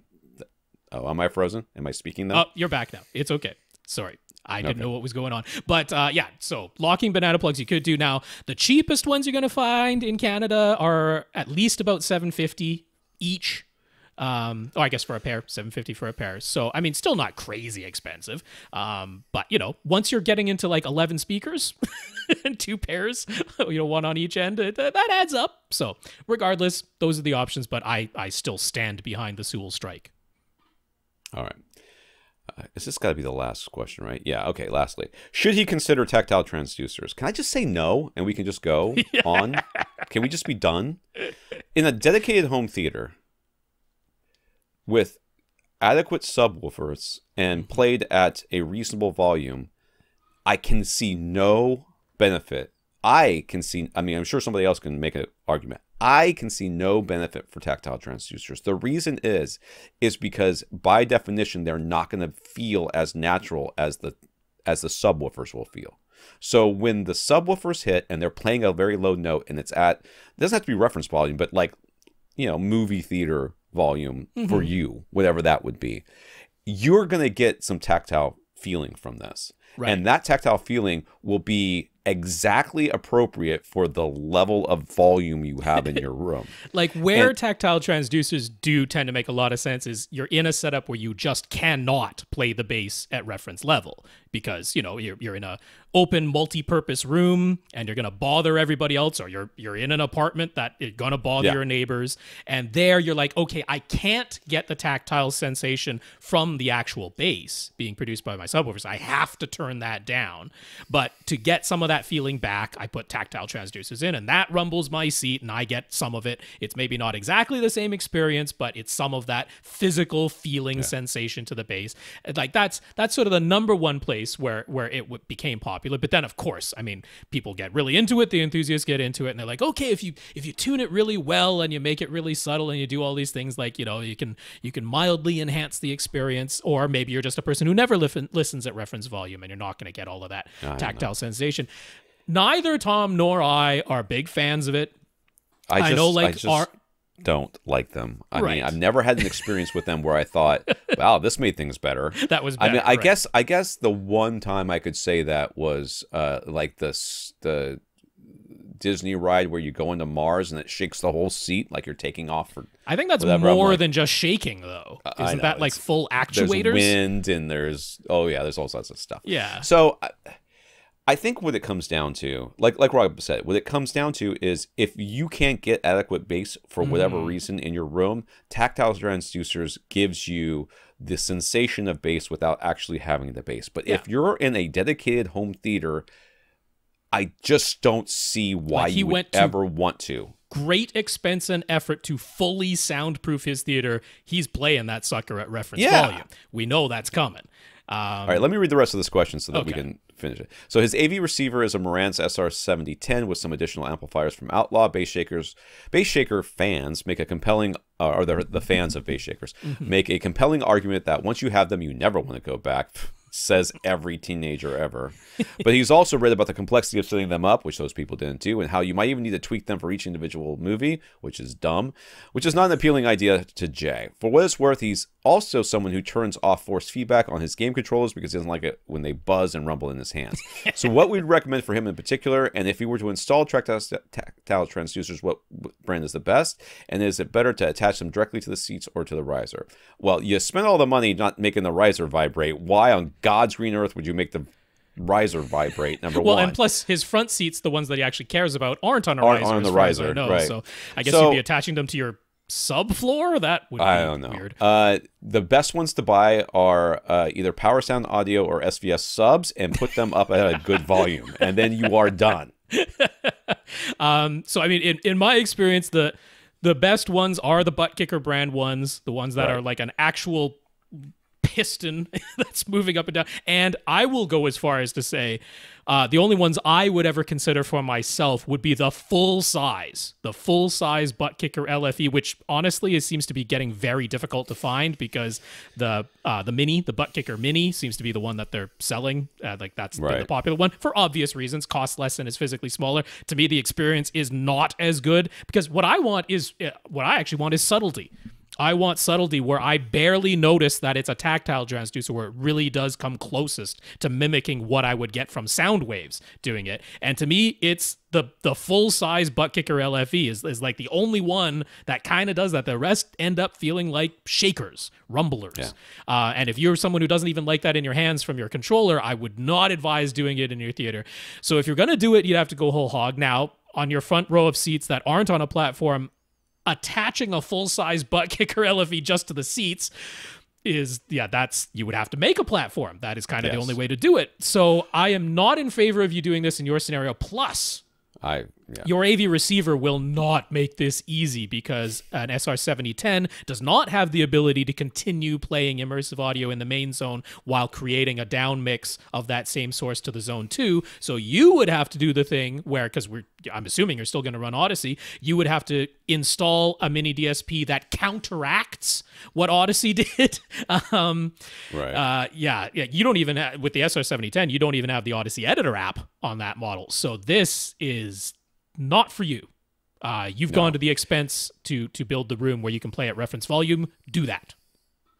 I guess that's, my own misgivings aside about tactile transducers, in particular in his case, like there's no part of his questions that lead me to believe that tactile transducers would be something he would enjoy. Agreed. Like, I think that it would be a monumental waste of money and time. And at the end, he'd be like, I'm just turning them off. This sucks. Yeah. And that would be, I mean, I think you could just save that money, sir. Yep. Spend it on something else.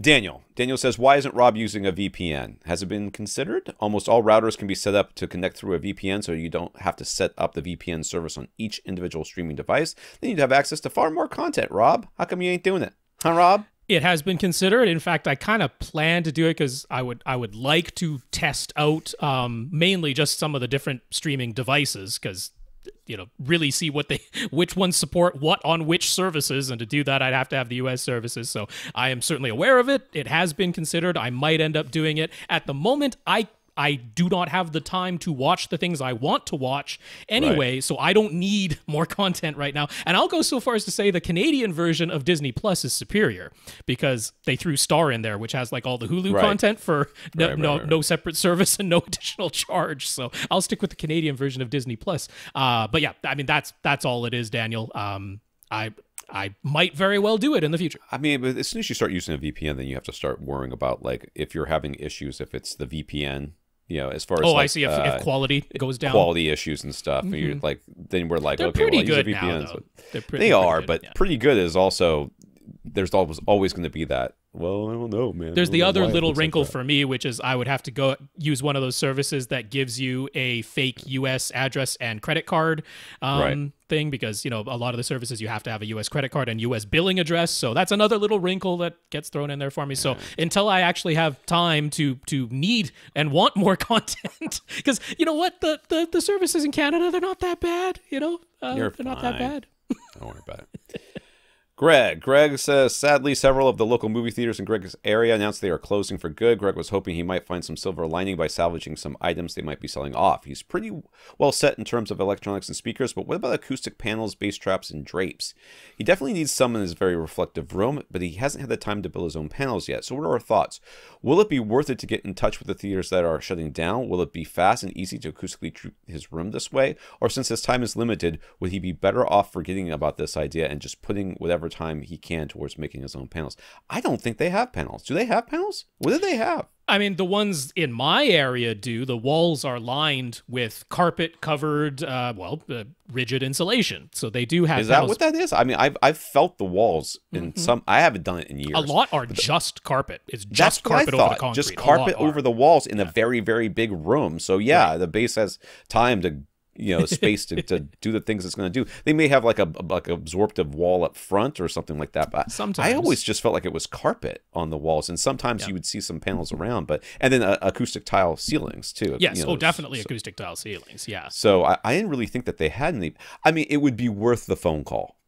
That's what I would say. It would be worth the phone call to call and say, hey, do you have any sort of freestanding panels, the absorptive panels that you guys are gonna toss out, because I'll pick them up for you. But like in terms of getting, will be that they're just auctioning off. A lot of times when businesses like this close, they auction off the all the assets, and then somebody pays whatever, and they come in and they strip whatever they want, and then whatever's left ends up in the garbage. So it might be just a case of watching the dumpster behind the place. To be honest with you. Yeah, I mean, in terms of possibly getting raw materials, particularly carpet, if you want some cheap carpet, you definitely might get that. Although I don't know, you might want to have it cleaned, and that could be. I mean, I think you'll have it burned. Yes, that could be a lot more cost and hassle than it's worth.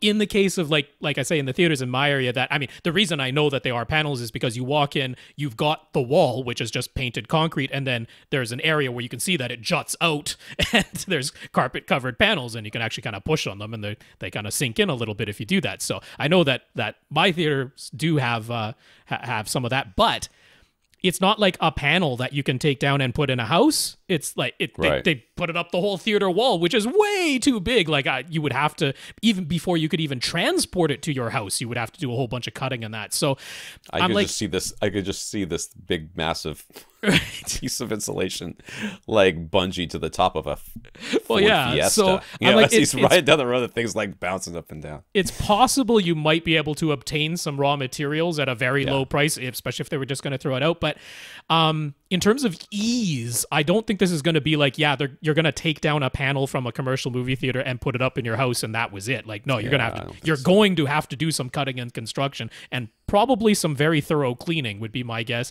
And if all of that sounds like more work than just getting some insulation that is already cut to 2 feet by 4 feet, I'm betting that your time would be better spent that way. Or just buy some panels from Acoustimac. Like, they're not that expensive. Well, and I can see both ways, but if you could get the insulation for cheap, and it's somewhat reasonably sized, well then fine. I mean, at the very least, you can at least take it home and then look at it for a while before you decide you don't want to do it that way. I definitely don't foresee 2 foot by 4 foot panels coming out of that theater as is. Definitely not. I wouldn't think so, but who knows?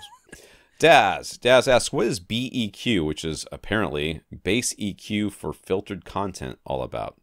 Dazz is reading up on it, but he hasn't heard us discuss on the podcast and wants to hear our take. I've never heard of it, so here we go.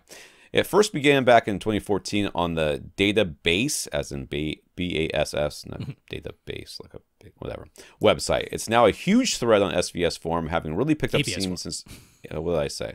SVS. Whatever. AVS forum having really picked up steam since the release of Ultra HD Blu-ray and the discovery that quite a few of the newly released versions have far less base content than the 1080p Blu-ray versions that were released prior. Forum members have extracted and analyzed the soundtracks and have discovered that the deep bass information is still there. It's just been heavily filtered, typically with a 24 dB octave or even 48 dB octave high pass starting at about 35 or 40 hertz. So they're like rolling off the bottom end of the bass. They're rolling off the bass. And it isn't every single movie, and the filtering isn't always the same, so there are catalogs being maintained with individual BEQ correction filters for each effective movie that gets discovered. Users of BEQ enter the correction filters into something like a mini DSP, allowing them to restore the deep bass that should be playing. The common refrain is that today's releases are being mastered only with sound bars in mind. Of course they are. That's what they say.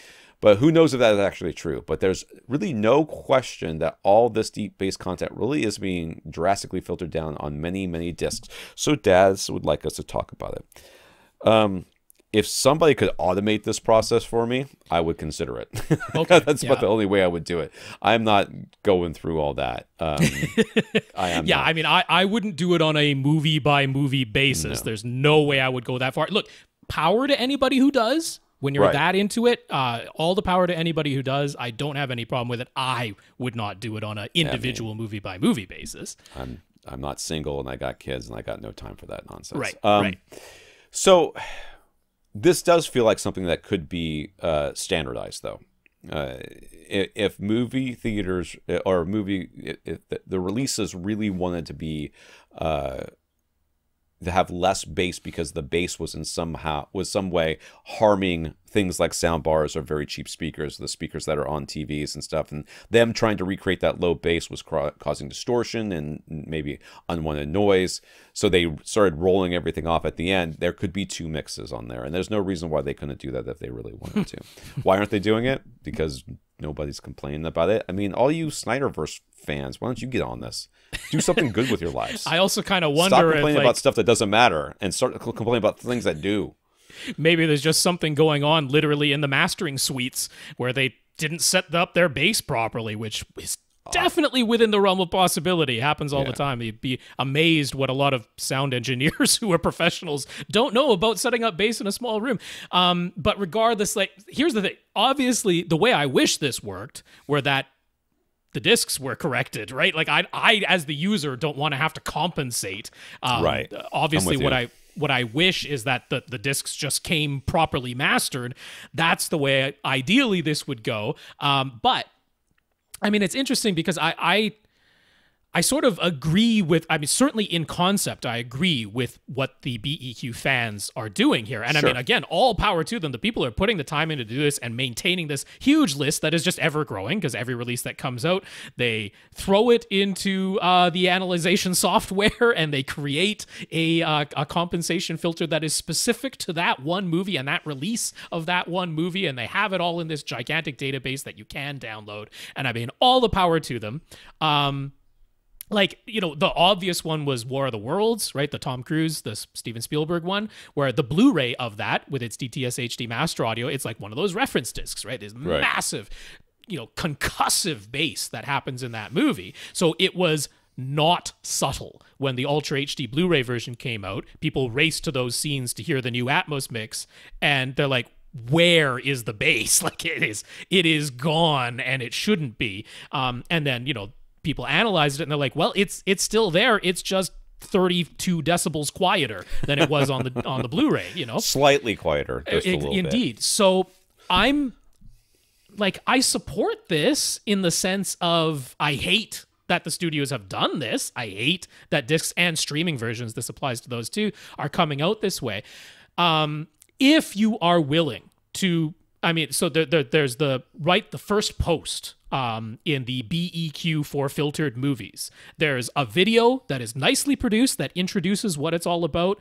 All the instructions are there, you know, for anyone who's really into this and really wants to dig into it. I'm not going to repeat all of it. It's there on AVS Forum for you to read in a format that's really quite digestible. It's quite a bit to go through, but it is there with instructions on how to do it. I scanned it while you were talking. It's not that bad. Yeah, it's not that bad. So I mean, if you have the time and the willingness to do this movie by movie, then more power to you.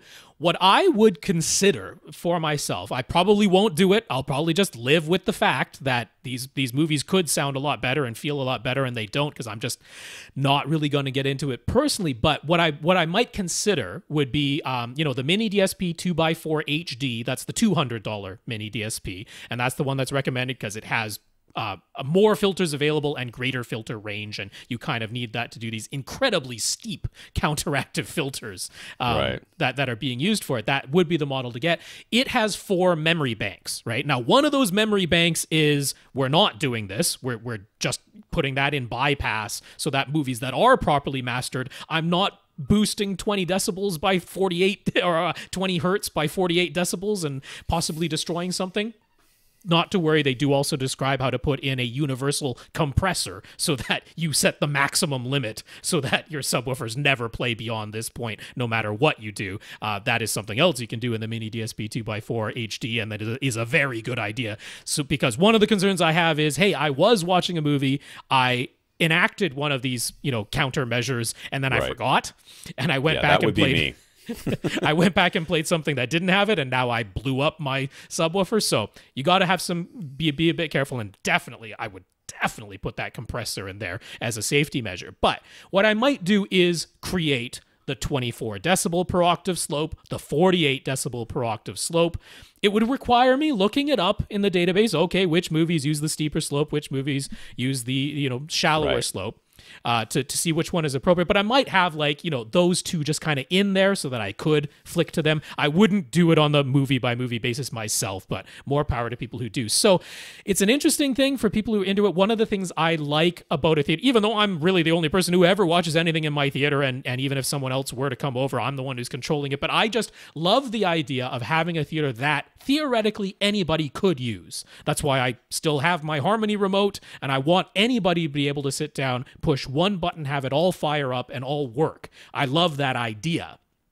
This is certainly not that. You have to be pretty into it to do this. Not necessarily even on a movie by movie basis where you're just doing the either 24 or 48 or bypass. But I could see going that far. And for someone who's really into it, unfortunately, the studios have screwed up the releases. So yeah. All right, Dazz says, we might recall his basement is T-shaped, and since the theater area isn't really enclosed, he's only worth about 4,000 cubic feet. He's been reasonably happy with the uniformity of base he's managed to achieve with his pair of SVS SB NSD subs he got way back when they had those Black Friday specials.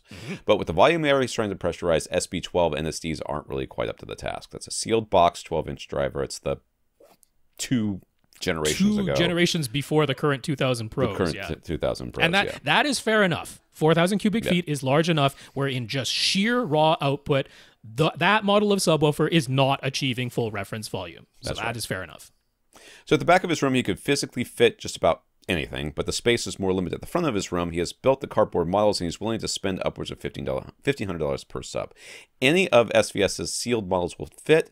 SB4000 would fit his budget, but he could also physically fit the PB3000 just barely. Yeah. So what's going to be better?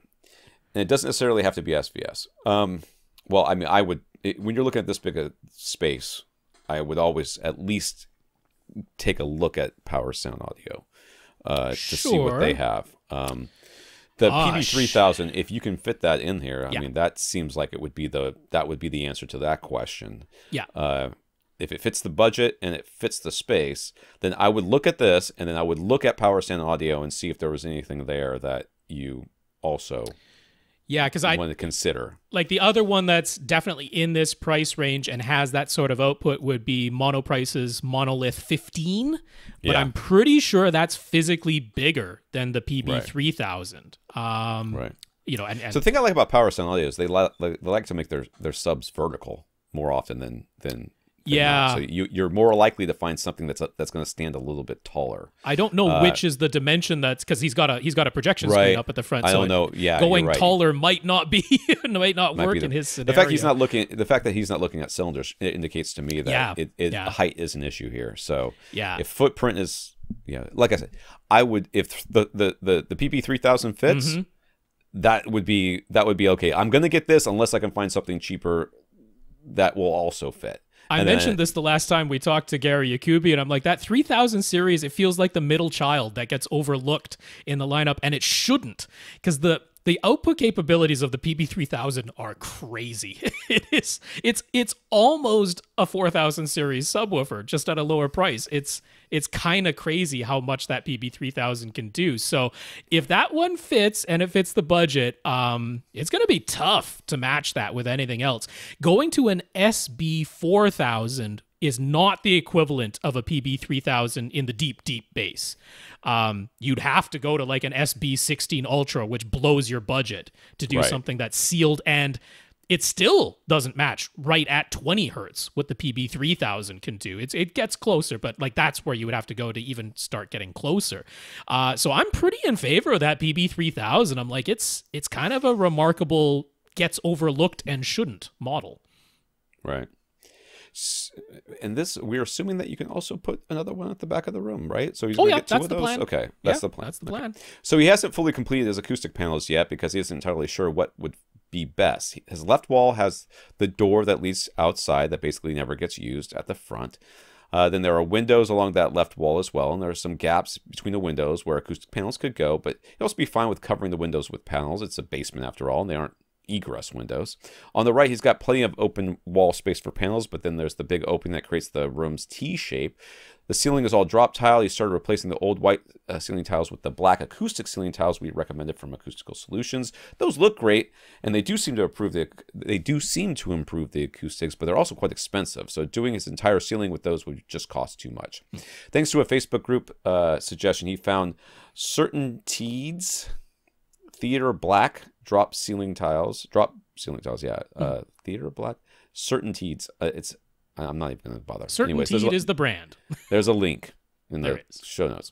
They aren't as thick as the acoustic solution tiles, 1 inch versus 3 inch, but they cost way less and will allow him to complete his entire drop tile ceiling in black. Plus, he's going to follow our advice and stuff inexpensive insulation between all of his ceiling joists. So, how should he proceed when it comes to the wall panels? Should he first complete his ceiling and then measure to see what else is needed? Should he cover as much wall space as possible and assume that will be best? Should he be concerned about symmetry, which would also mean covering his windows? What do we say? Well, I feel like those windows were small and at the top. Am I not remembering that correctly? Or are they like, because it's a basement. I have a hard time envisioning a basement with big windows. Oh, it's not, they're not like tall windows like you would have on a first floor. No, they're the narrow ones up at the top. Yeah, so I don't really think, I don't have acoustic panels that go all the way to the top of my ceiling. So I don't really see that that's much of an issue. I mean, the problem with, like we've talked about so many times, so few people get anywhere near that 30% mark that we want for. And his floor had to remain hard, so the floor is not soft in any way. I love the idea of having the small, like putting the thicker tiles, like maybe towards where that first reflection point would be. That's exactly what he plans to do. Yeah, yeah. And then put the thinner tiles everywhere else, and then shove insulation up there. I think that's great. And then literally, other than the things that we always say, which is first reflection points of the speakers, if you can, behind the speakers, behind your head, on the back wall, and now then just everywhere else. His back wall is way behind him. So you don't have to worry about it as much. Doesn't even really have to worry about that. But I'm just saying in general. And then essentially just everywhere that you can, just everywhere that you can. I don't really see the point in like doing the ceiling and then measuring. I don't see, I mean, you could see decay times and stuff like that, which would kind of indicate, but it's not going to tell you where to put the panels. Right. And it's just going to say indication that you need more. Yeah. Right. But we can always tell you that you need more. So that's not a problem. The answer is yes, you need more. So I would just start building them. And I like the idea for your ceiling. I think that's great. Saving that money, I think, is a good idea. And then just start building panels and make sure you cover those first reflection points as best you can. Yes, you can cover the windows or the door or whatever you need to cover. But I like, putting them spacing them out pretty evenly with little gaps in between. I mean, I wouldn't put them side by side and try to do floor to ceiling acoustic panels, but 2 feet by 4 feet by 4 inch thick panels that are sitting off the wall by a couple inches, if you can, would be great. If they have to be smaller than that, I mean, mine are 2 inches thick and I'm not sitting here crying about it. So Bob's your uncle. Yeah. Towards the front of your room, towards the front portion of your room, I wouldn't necessarily just cover every square inch of wall that you can. I wouldn't necessarily go that far. That can get a bit over padded, right? I would go with the typical, we've got some on the front wall that are behind your speakers, and being a projection setup, that can be behind your center speaker too. And on the side walls, basically like 4 feet by 4 feet on the side walls at the first reflection points for the side walls. And given the setup on his left wall, that probably does mean a panel will be like hanging in front of at least one of the windows that's there. But he's okay with that. And specifically for the sidewall reflection points, I would do it. If you're okay with it, I would do it. I wouldn't just avoid the window, because if you don't really care that the window gets covered, I would do it. Now, everywhere else towards the back of your room, that's where it's just going to be a matter of, once you have the full ceiling treated, which, does better than if you had full carpet in your room, because you actually have absorption above that drop tile ceiling. It really is doing something in the way of absorbing frequencies at a reasonable level, not just the highest of the high frequencies like a carpet does. So that's useful. That takes up a good portion of that 30% of your total surface area that we want you to have, having the whole ceiling done that way. So I don't think you're going to need a ton more. I think it is about the actual spot treatment at the front of your room, the behind the speakers and the first reflection points. After that, like maybe you have some panels in the back of the room just so that it isn't literally reverberant back there, but probably not a ton. I don't want you to cover every surface possible because then you go overboard. So yeah, that's how I would handle it, Dazz. All right. Paul recently realized the single oldest piece of gear in his current home theater is a 35-year-old monster cable speaker wire going to his center speaker. He likes to think that over time, he's grown beyond the empty promises of monster cable, but that speaker wire has been inside his wall for 3.5 decades, and it still works. So maybe it wasn't such a bad purchase after all. I mean, if you average it out over the number of years that you've used amortize it. Yeah, it's fine. You could have still spent a whole lot less, but whatever. Scratch that, he says. Yes, it was. It cost way more than it should have, but now he is determined to keep using it until the day he or it dies because it's a reminder not to fall for marketing hype and gives him a little chuckle knowing that it's there. So what's our most worthless home theater purchases, and are we still using it? Well, my most worthless home theater purchase was a KLH or KL, I can't remember what that was called, KLH subwoofer. That was $100 on Amazon. It was a little box that everybody said provided incredible bass. I've never heard anything like it, and I got it and played it, and I was like, I have just thrown $100 away, and I lived with it because it was the only thing I could afford and the only thing I had. I lived with it for, I don't know, 3 or 4 years before I finally got, maybe even more than that, before I finally got a real subwoofer, and then I gave it away, or trashed it, or burned it, or office spaced it. Tom is not currently still using it. No. I've never felt such buyer's remorse as I felt when I got that thing and realized how terrible it was. Yeah. So mine is a little surprising because if you're going to say what was the most worthless, as in I really did not need to spend that money. I got a whole closet full of that stuff. Well, sure. But I got a very good product, which was Yamaha's RX. I think it was at the time V2500. Going way, but this before HDMI existed in any of that stuff. That's a ways back, yeah. I mean, that's a good receiver. You go back anywhere, look up anything, even objective measurements today, it's a good receiver. It was my most worthless purchase because I had a Kenwood receiver at the time. I was still living at my parents' place at this time when I had this set up. And, you know, I was reading all the stuff, right? And that Yamaha came out and it got stellar reviews. And I was like, oh, yeah, that's what I want. And I'm going to replace my Kenwood receiver. And I was just running a 5.1 system. And I'm like, it's going to make this big world of difference. And it made zero audible difference. There was no difference between my Kenwood receiver and this one. And it wasn't like it had any video capabilities or anything like that. So it's not that I bought a bad product in any way, but It just made no audible difference in my setup whatsoever. And there was no reason that I needed to spend that money. I do still have it, and I do still power some headphones off of it sometimes because it actually has a really good headphone amplifier. So, there. All right. All right. How are we doing on time? I know we're getting close. We still got a good 15 minutes. Infinite Gary. Gary is feeling like he hasn't bought something new in a while. That doesn't seem true. Like, what's a while? A week? I know. I'm pretty sure he just got an HTP1 from Monoprice like a couple months ago. So his spare bedroom has his 7.2.4 setup in it, and that's the room he uses for experimenting and just trying stuff out. It's all Revell Performa series speakers in there, except for his 4 Klipsch Atmos modules. The surround backs are the bookshelf Revell M105s. He's been curious what it might be like to have matching towers all around, but getting 4 Revell F206 towers wouldn't exactly be cheap. Would they be an upgrade, even a small one? What's our take? Jeez, it's just such a useless expenditure of money. It's just my take is that it's actually the opposite of an upgrade. Yeah, I just don't know. I mean, you now have to raise them up somehow.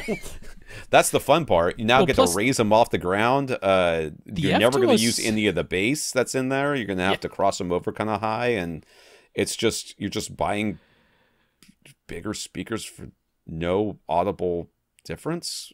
That would in fact, I would anticipate it making things worse.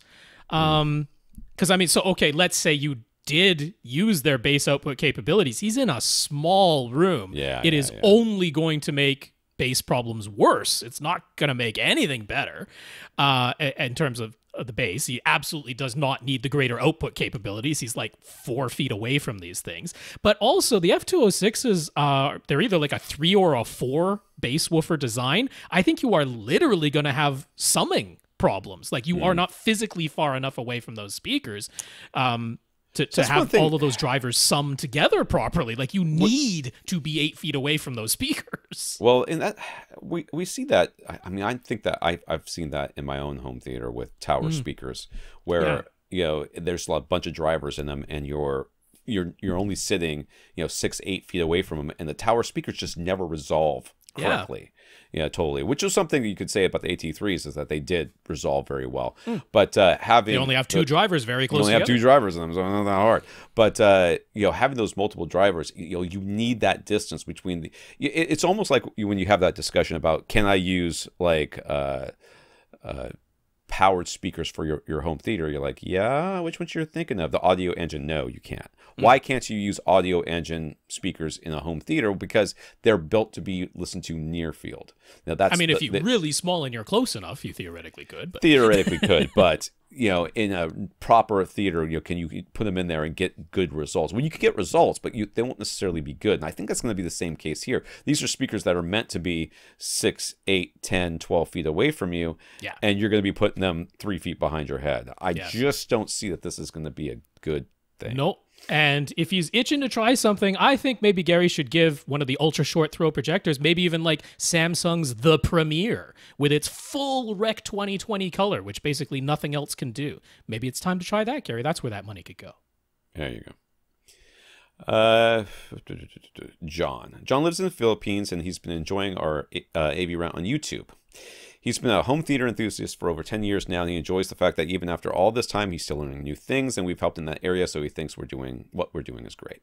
Since Rob took a chance and left the YouTube comments open, he took the opportunity to ask some questions that came to mind at Rob's request. He sent them via email so that our whole audience can benefit. Okay, our discussion with Mike was interesting because we ended up spending quite a bit of time talking about room acoustics and acoustic treatments, even though that wasn't even part of Mike's original list of questions. Sucks to be Mike, I guess. John has gone to quite a bit of effort to treat his dedicated home theater room, including measuring the results. His RT60 results are very even across the entire audible frequency range and barely peak above 200 milliseconds. By all accounts, his room is quite dead. So that is the reverberant time and how long it takes for an impulse sound to become 60 decibels quieter. How long does that take? If your room is very reverberant, it's going to take a while for the sound to get 60 decibels quieter because it's bouncing around your room. If it's heavily treated, then it gets quieter fast. And so barely 200 milliseconds for him. So, being an enthusiast, he's naturally read about some very high-end, very expensive speakers and equipment, and now he's getting to the point where he could start considering buying and using some of those pieces of gear. But what is the balance between what the room contributes versus what the speakers and electronics contribute? Is it more important to fix the room than to get high-end gear? Is it like 20-80, 30-70, 50-50 split in some way? And if your room is really treated, will putting great speakers as opposed to merely good speakers be the absolute best? This question might take us the rest of our time. I don't know what we're going to do about that, but I haven't eaten yet today, so I'm disinclined to spend too much time going over, because it's already we don't have to go I'm insane. Starving. But so a lot, and this is my personal experience, and I'm not backing this up with a bunch of measurements or anything. A lot of times those super expensive speakers that you are reading about and hearing and stuff like that, many times I think those speakers are designed inaccurately on purpose. Like if you listen to and we used to do really this, esoteric stuff, the really esoteric stuff. But even like Macintosh speakers back in the day, they had those huge large line, those a bunch of tweeters and the line arrays and stuff like that, and you'd walk by and you're just like, you would twist, your head would twist because it was so shrill as you were going by. And this is on the floor of CDL, standing 25 feet away from these things. And the joke we used to always make is that those speakers are made for old guys who can't hear anyway, so they need the treble lots to of be high way frequency hearing loss. Yeah, right. So they're trying to get that high frequency back, and that's how they do it. So it's not enough to just look at a speaker price tag and say this must be a better speaker or have better components or not anything just price tag, because of that price tag. So when I start thinking of high-end speakers, I am actually going to have this problem because I have a friend who has like stupid amounts of money. Like this guy is super. He's got a lot of money, and he has already talked to me a couple of times about home theater because he wants to design one in his house. And I'm just like, this conversation is going to go downhill because he's going to want to spend money on the best. And I mean, the installers love those people, right? The huge amounts of money because you can rack up a bill installing home theater. It's not difficult. So when you start looking at the prices and stuff like that of these speakers, it is very easy to get like 90-95% of the performance that you're going to be able to get at a price point that is far, far lower than you might expect. Oh heavens, yes, yeah. And if you're spending $2,000 a speaker, $2,500 a speaker, you're getting such, depending on who you're buying it from, you're getting such great performance out of that speaker that it's very hard for me to, even if you've got the money to burn, to really justify spending that amount of money, any more money in order to get only a little bit more performance that you're probably never going to notice. So that being said, when you shop for speakers, we're not looking at price tags. We're looking at a lot of other things and not worrying about the price because you're willing to spend the money on it anyways. So you're looking for not what some reviewer says is the best, what objectively, measurably, is the best. Not only because the speaker itself can reproduce like all the frequency range, frequencies it can or whatever, but it's also the best for your room. In your particular environment, because once you start, looking at these high-end speakers, suddenly you're like looking at those. I can't remember the name of them right now. The ones that were the massive horns. Remember those speakers? Like the big array of horns. California audio technology. No, those were the ones. The California audio technology have like the massive towers with the tweeter in the middle and woofers on either side. These were the ones that are just like they look like those old timey. Phone. I don't remember which record players. I can't remember the name of that brand, but you can't fit it in your room, and you wouldn't want the California audio technology or whatever the cat or speakers the Starks. They're just too big. They're just too big, and like we said about the other ones, resolving them and everything. Okay, that being said, how much does your room play a part? I think that the room can almost always do very little other than to make things sound worse. Okay. They don't like the contribution of the room is almost always to the detriment of the sound. And we're just trying to get it back to not being bad, right? Okay. In a perfect world, you would either have headphones on where the room is completely gone, or you would be in the middle of a field with no, or suspended in space with sound coming out you with nothing for it to reflect upon. That would be the ideal. So that's what we're trying to get your room to be, is to take itself out of the equation. So how much of it is the room? Well, it depends on how bad your room is, because we've seen people have speakers, that they bought like Rob speakers. Whoops, I'm sorry. They bought Rob speakers and they're like, these things suck. And they describe the room. We're like, yeah, it ain't the speakers, Haas. It's the environment that they're in. So it can take a great speaker and make them sound awful. Right. It can also take a mediocre speaker and make it sound better. But that's like accidental. That's just, I mean, if all you want is a particular reverberant frequency or something, I guess in that sense. Right. If you've got a speaker like a Bose that doesn't have specific frequencies very well represented, then in theory, a room that accentuates those particular values, those particular frequencies, could make the speaker sound better. But in general, the room only makes the speaker sound worse. So what we're trying to do is to take the room out of it. And you've already done that. So you've done that work. So now you need to pick the right sized speaker, the right, for your space, and then start auditioning like all of them. Yeah, basically. Because it isn't just a matter of going for like the literal flagship, which is always going to be the largest tower in a given series of speakers from whatever brand, because that isn't going to be it is the thing to stress is that it is a system. All of these things need to work together. It isn't as simple as I'm going to get what is objectively measured as the best of this and this and this, and therefore if I put that together, I am going to have the best possible experience. Right. The room is a huge part of that, and I would say, yeah, exactly like Tom is describing, the room is going to be a limiting factor, but that it's important to be aware of and to build the rest of the system to that limiting factor, because otherwise you are going to make things even worse. It's not something you can ignore. It is the physically single largest component of your system. There's no arguing that is the room. We often say that it is like half of your system. So I guess that would be, it's a 50-50 split, but it's in the sense that it is this monstrously limiting factor to your system. If you have a gigantic room, that imposes limitations on what you need to do every bit as much as if you have a tiny room. Right. You have to consider what you're putting in there. So, I can get to some pretty darn expensive speakers and justify the expense of something like, Revel Ultima or Focal. Probably not the Utopias. I probably can't justify those no matter what I do. Massive. But what about the Kef Blade? Not the Blade. What's the other one? The Muon. Yeah. The Muon one. Yeah. I don't have a room in my house that's big enough for those things. Paradigm Persona, something like that.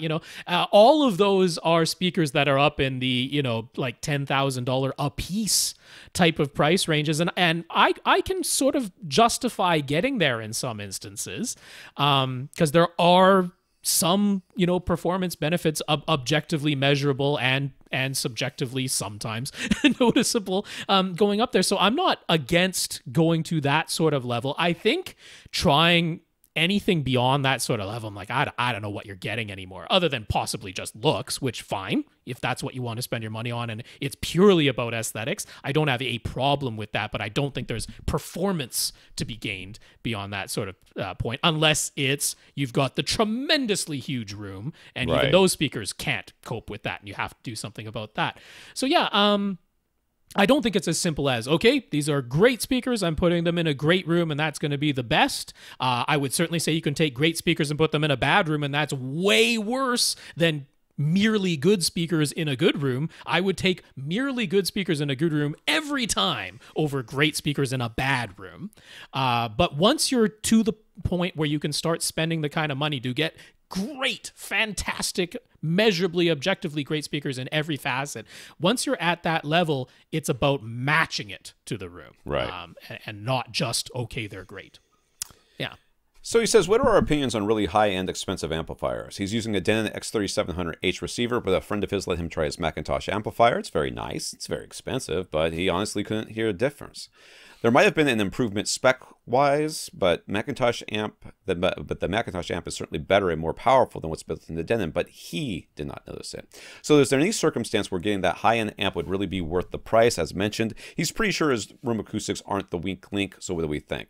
Yeah, I mean, we talked about this 1,000 times before, and you can read oodles of articles that I've written on it over at AV Gadgets.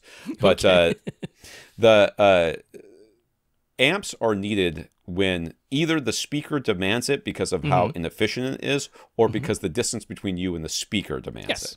So those are the two times you need an amp. It doesn't have to be a high-end expensive amp. It just has to be a good amp that has enough power.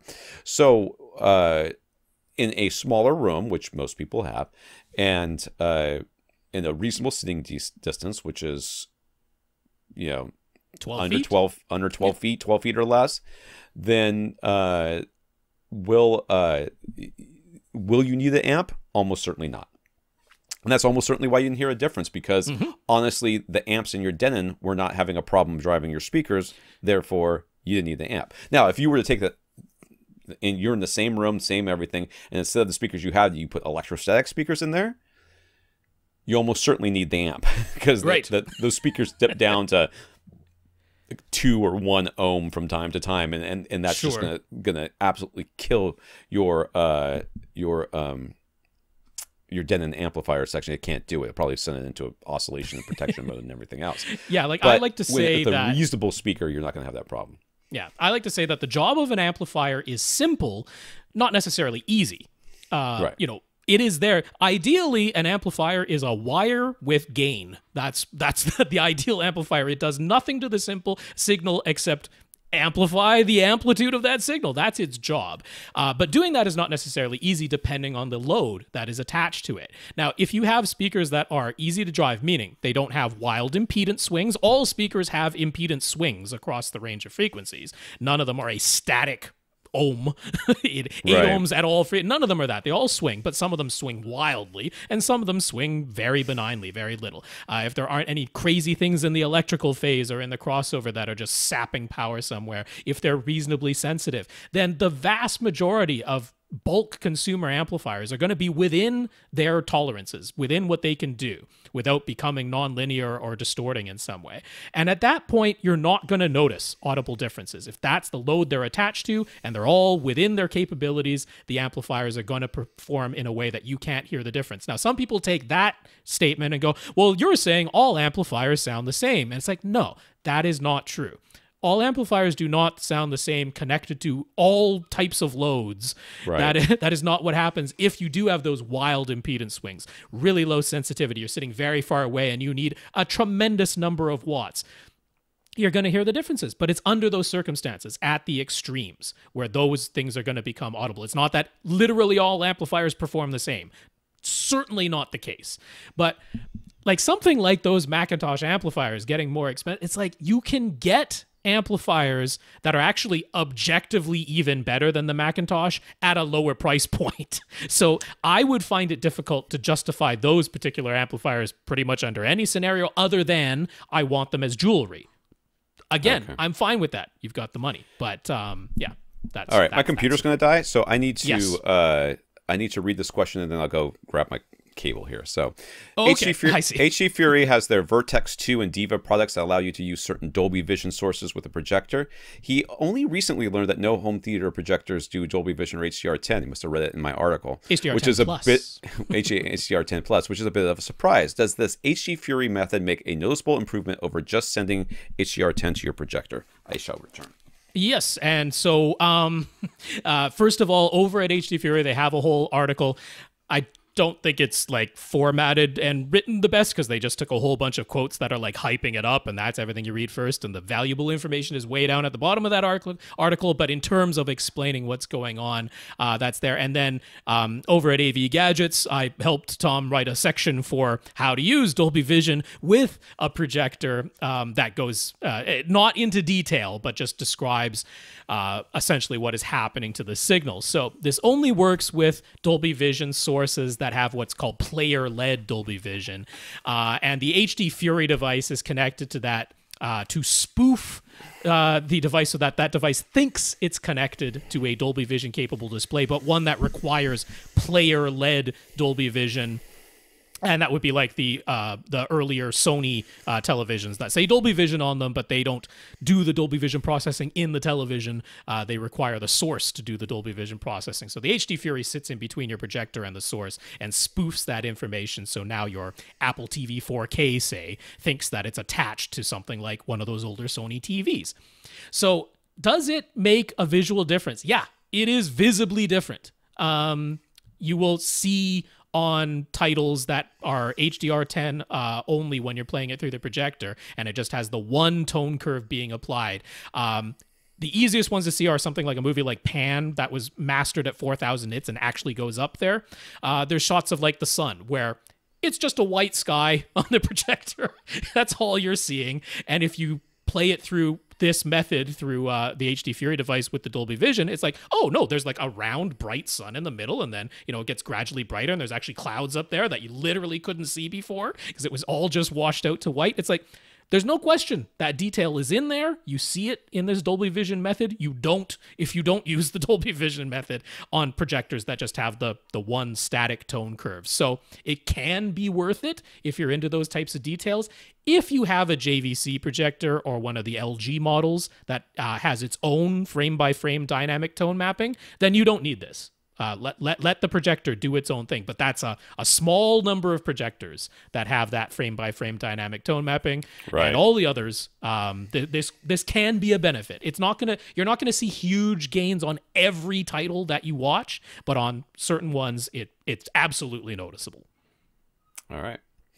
Lastly, John also reads Audio Science Review and appreciates Amir's efforts to provide objective measurements of all kinds of home theater equipment. He has started a YouTube channel and is posting tutorials, editorials, and reviews. I'm guessing Amir has started the YouTube channel? Yes, Amir has, yeah. Okay. John would just like our opinions on Amir's YouTube posts. He likes them, but what do we think? I never saw him. What's up? Okay, so quickly, my opinion. I have not watched all of them, but I've watched certainly a few of them. And I mean, it's a kind of similar to my take on the way he writes at Audio Science Review. I think, honestly, here's opinion, all right? This is me. I'm not saying anybody else needs to think this way. My opinion is that I actually think if you took the transcripts of what he says and take all of the delivery out of it, that the information he provides is good. All right? That's the way I want to put it. My interpretation, I get a sense of almost like chip on shoulder or indignant or something like that. It's something in his delivery that emotionally I respond to somewhat negatively, and that is pure opinion, and it might just be me. I might be the only person who feels that way. So by no means does if you like it, I think the information is good. Where I have an actual critique is that now he is bringing up a topic to discuss, particularly in his tutorial and editorial ones. He's bringing up a topic to discuss. It's not like he scripted it out. So when he gets to a detail, he'll sometimes spend a disproportionate amount of time in the video on a detail that he himself is saying inaudible. All right. He's saying, like, here is this measurement thing that I found in this DAC or in this amplifier or whatever it is. It's above the audible band. It's happening at 42 kilohertz or something like that. But he'll spend an inordinate amount of time talking about it. I'm like, you yourself said it's inaudible. That's why I'm like, if you took the transcript. But where I feel that could be problematic is that if someone who is not knowledgeable is just listening to the inordinate amount of time that's spent on this like outlier, they're going to be like, it's hard to not think it's important. You know what I mean? Like, just because much of the video is time he spent. Yeah, it's dedicated to, and I mean, he's explaining it in depth, and all of that explanation is fine, you know. But it's like at the end of it, he has said it's inaudible, but I want that to be stressed a little bit more. Like, this is a measurement anomaly, not something you actually need to worry about. So that would be my critique, an actual critique I would have of it. I don't emotionally respond the best to it, but that could purely be me. The actual information, I think, is good. So if you're enjoying them, great. All right. Who do we have left? We have Joe, and that's fine. Joe's was actually in the wee hours of Monday morning, so that is perfectly fine. That goes to next week. If I had been strict on my Sunday going into Monday at midnight cutoff, it would not have been on the list. So there we go. All right. We want to thank our 125 patrons over at patreon.com, including Daniel, for becoming subscribing, contributing members of our podcast community. And they give some money to Patreon, and most of it comes to us. So we want to thank our 125 patrons over at Patreon, including Daniel. We sure do. Patreon.com/AVRant podcast if you would like to sign up for an automatic monthly donation. Thanks very much to our 125 patrons. Daniel, thank you so much for being one of them. I want to thank James over at Linus Tech Tips for featuring a screenshot of our website, Carrie for sending photos for me to use on AV Gadgets, and Jay, Patrick, and John for the notes of gratitude.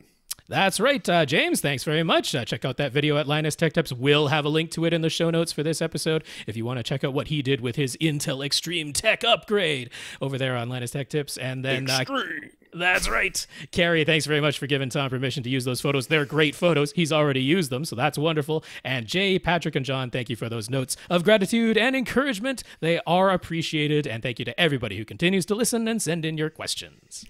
If you want to get your question answered, all you have to do is ask. You ask by emailing us at question@avrant.com. For AV Rant, I'm Tom Andry. And I'm Rob H. Now stay in and listen to something.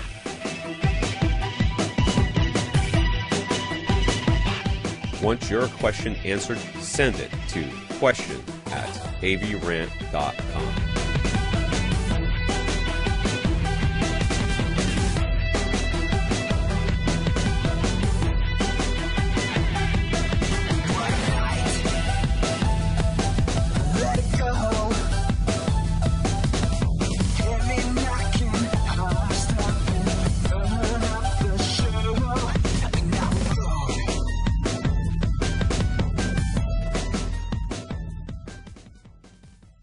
This is AVRant. Now go out and listen to something.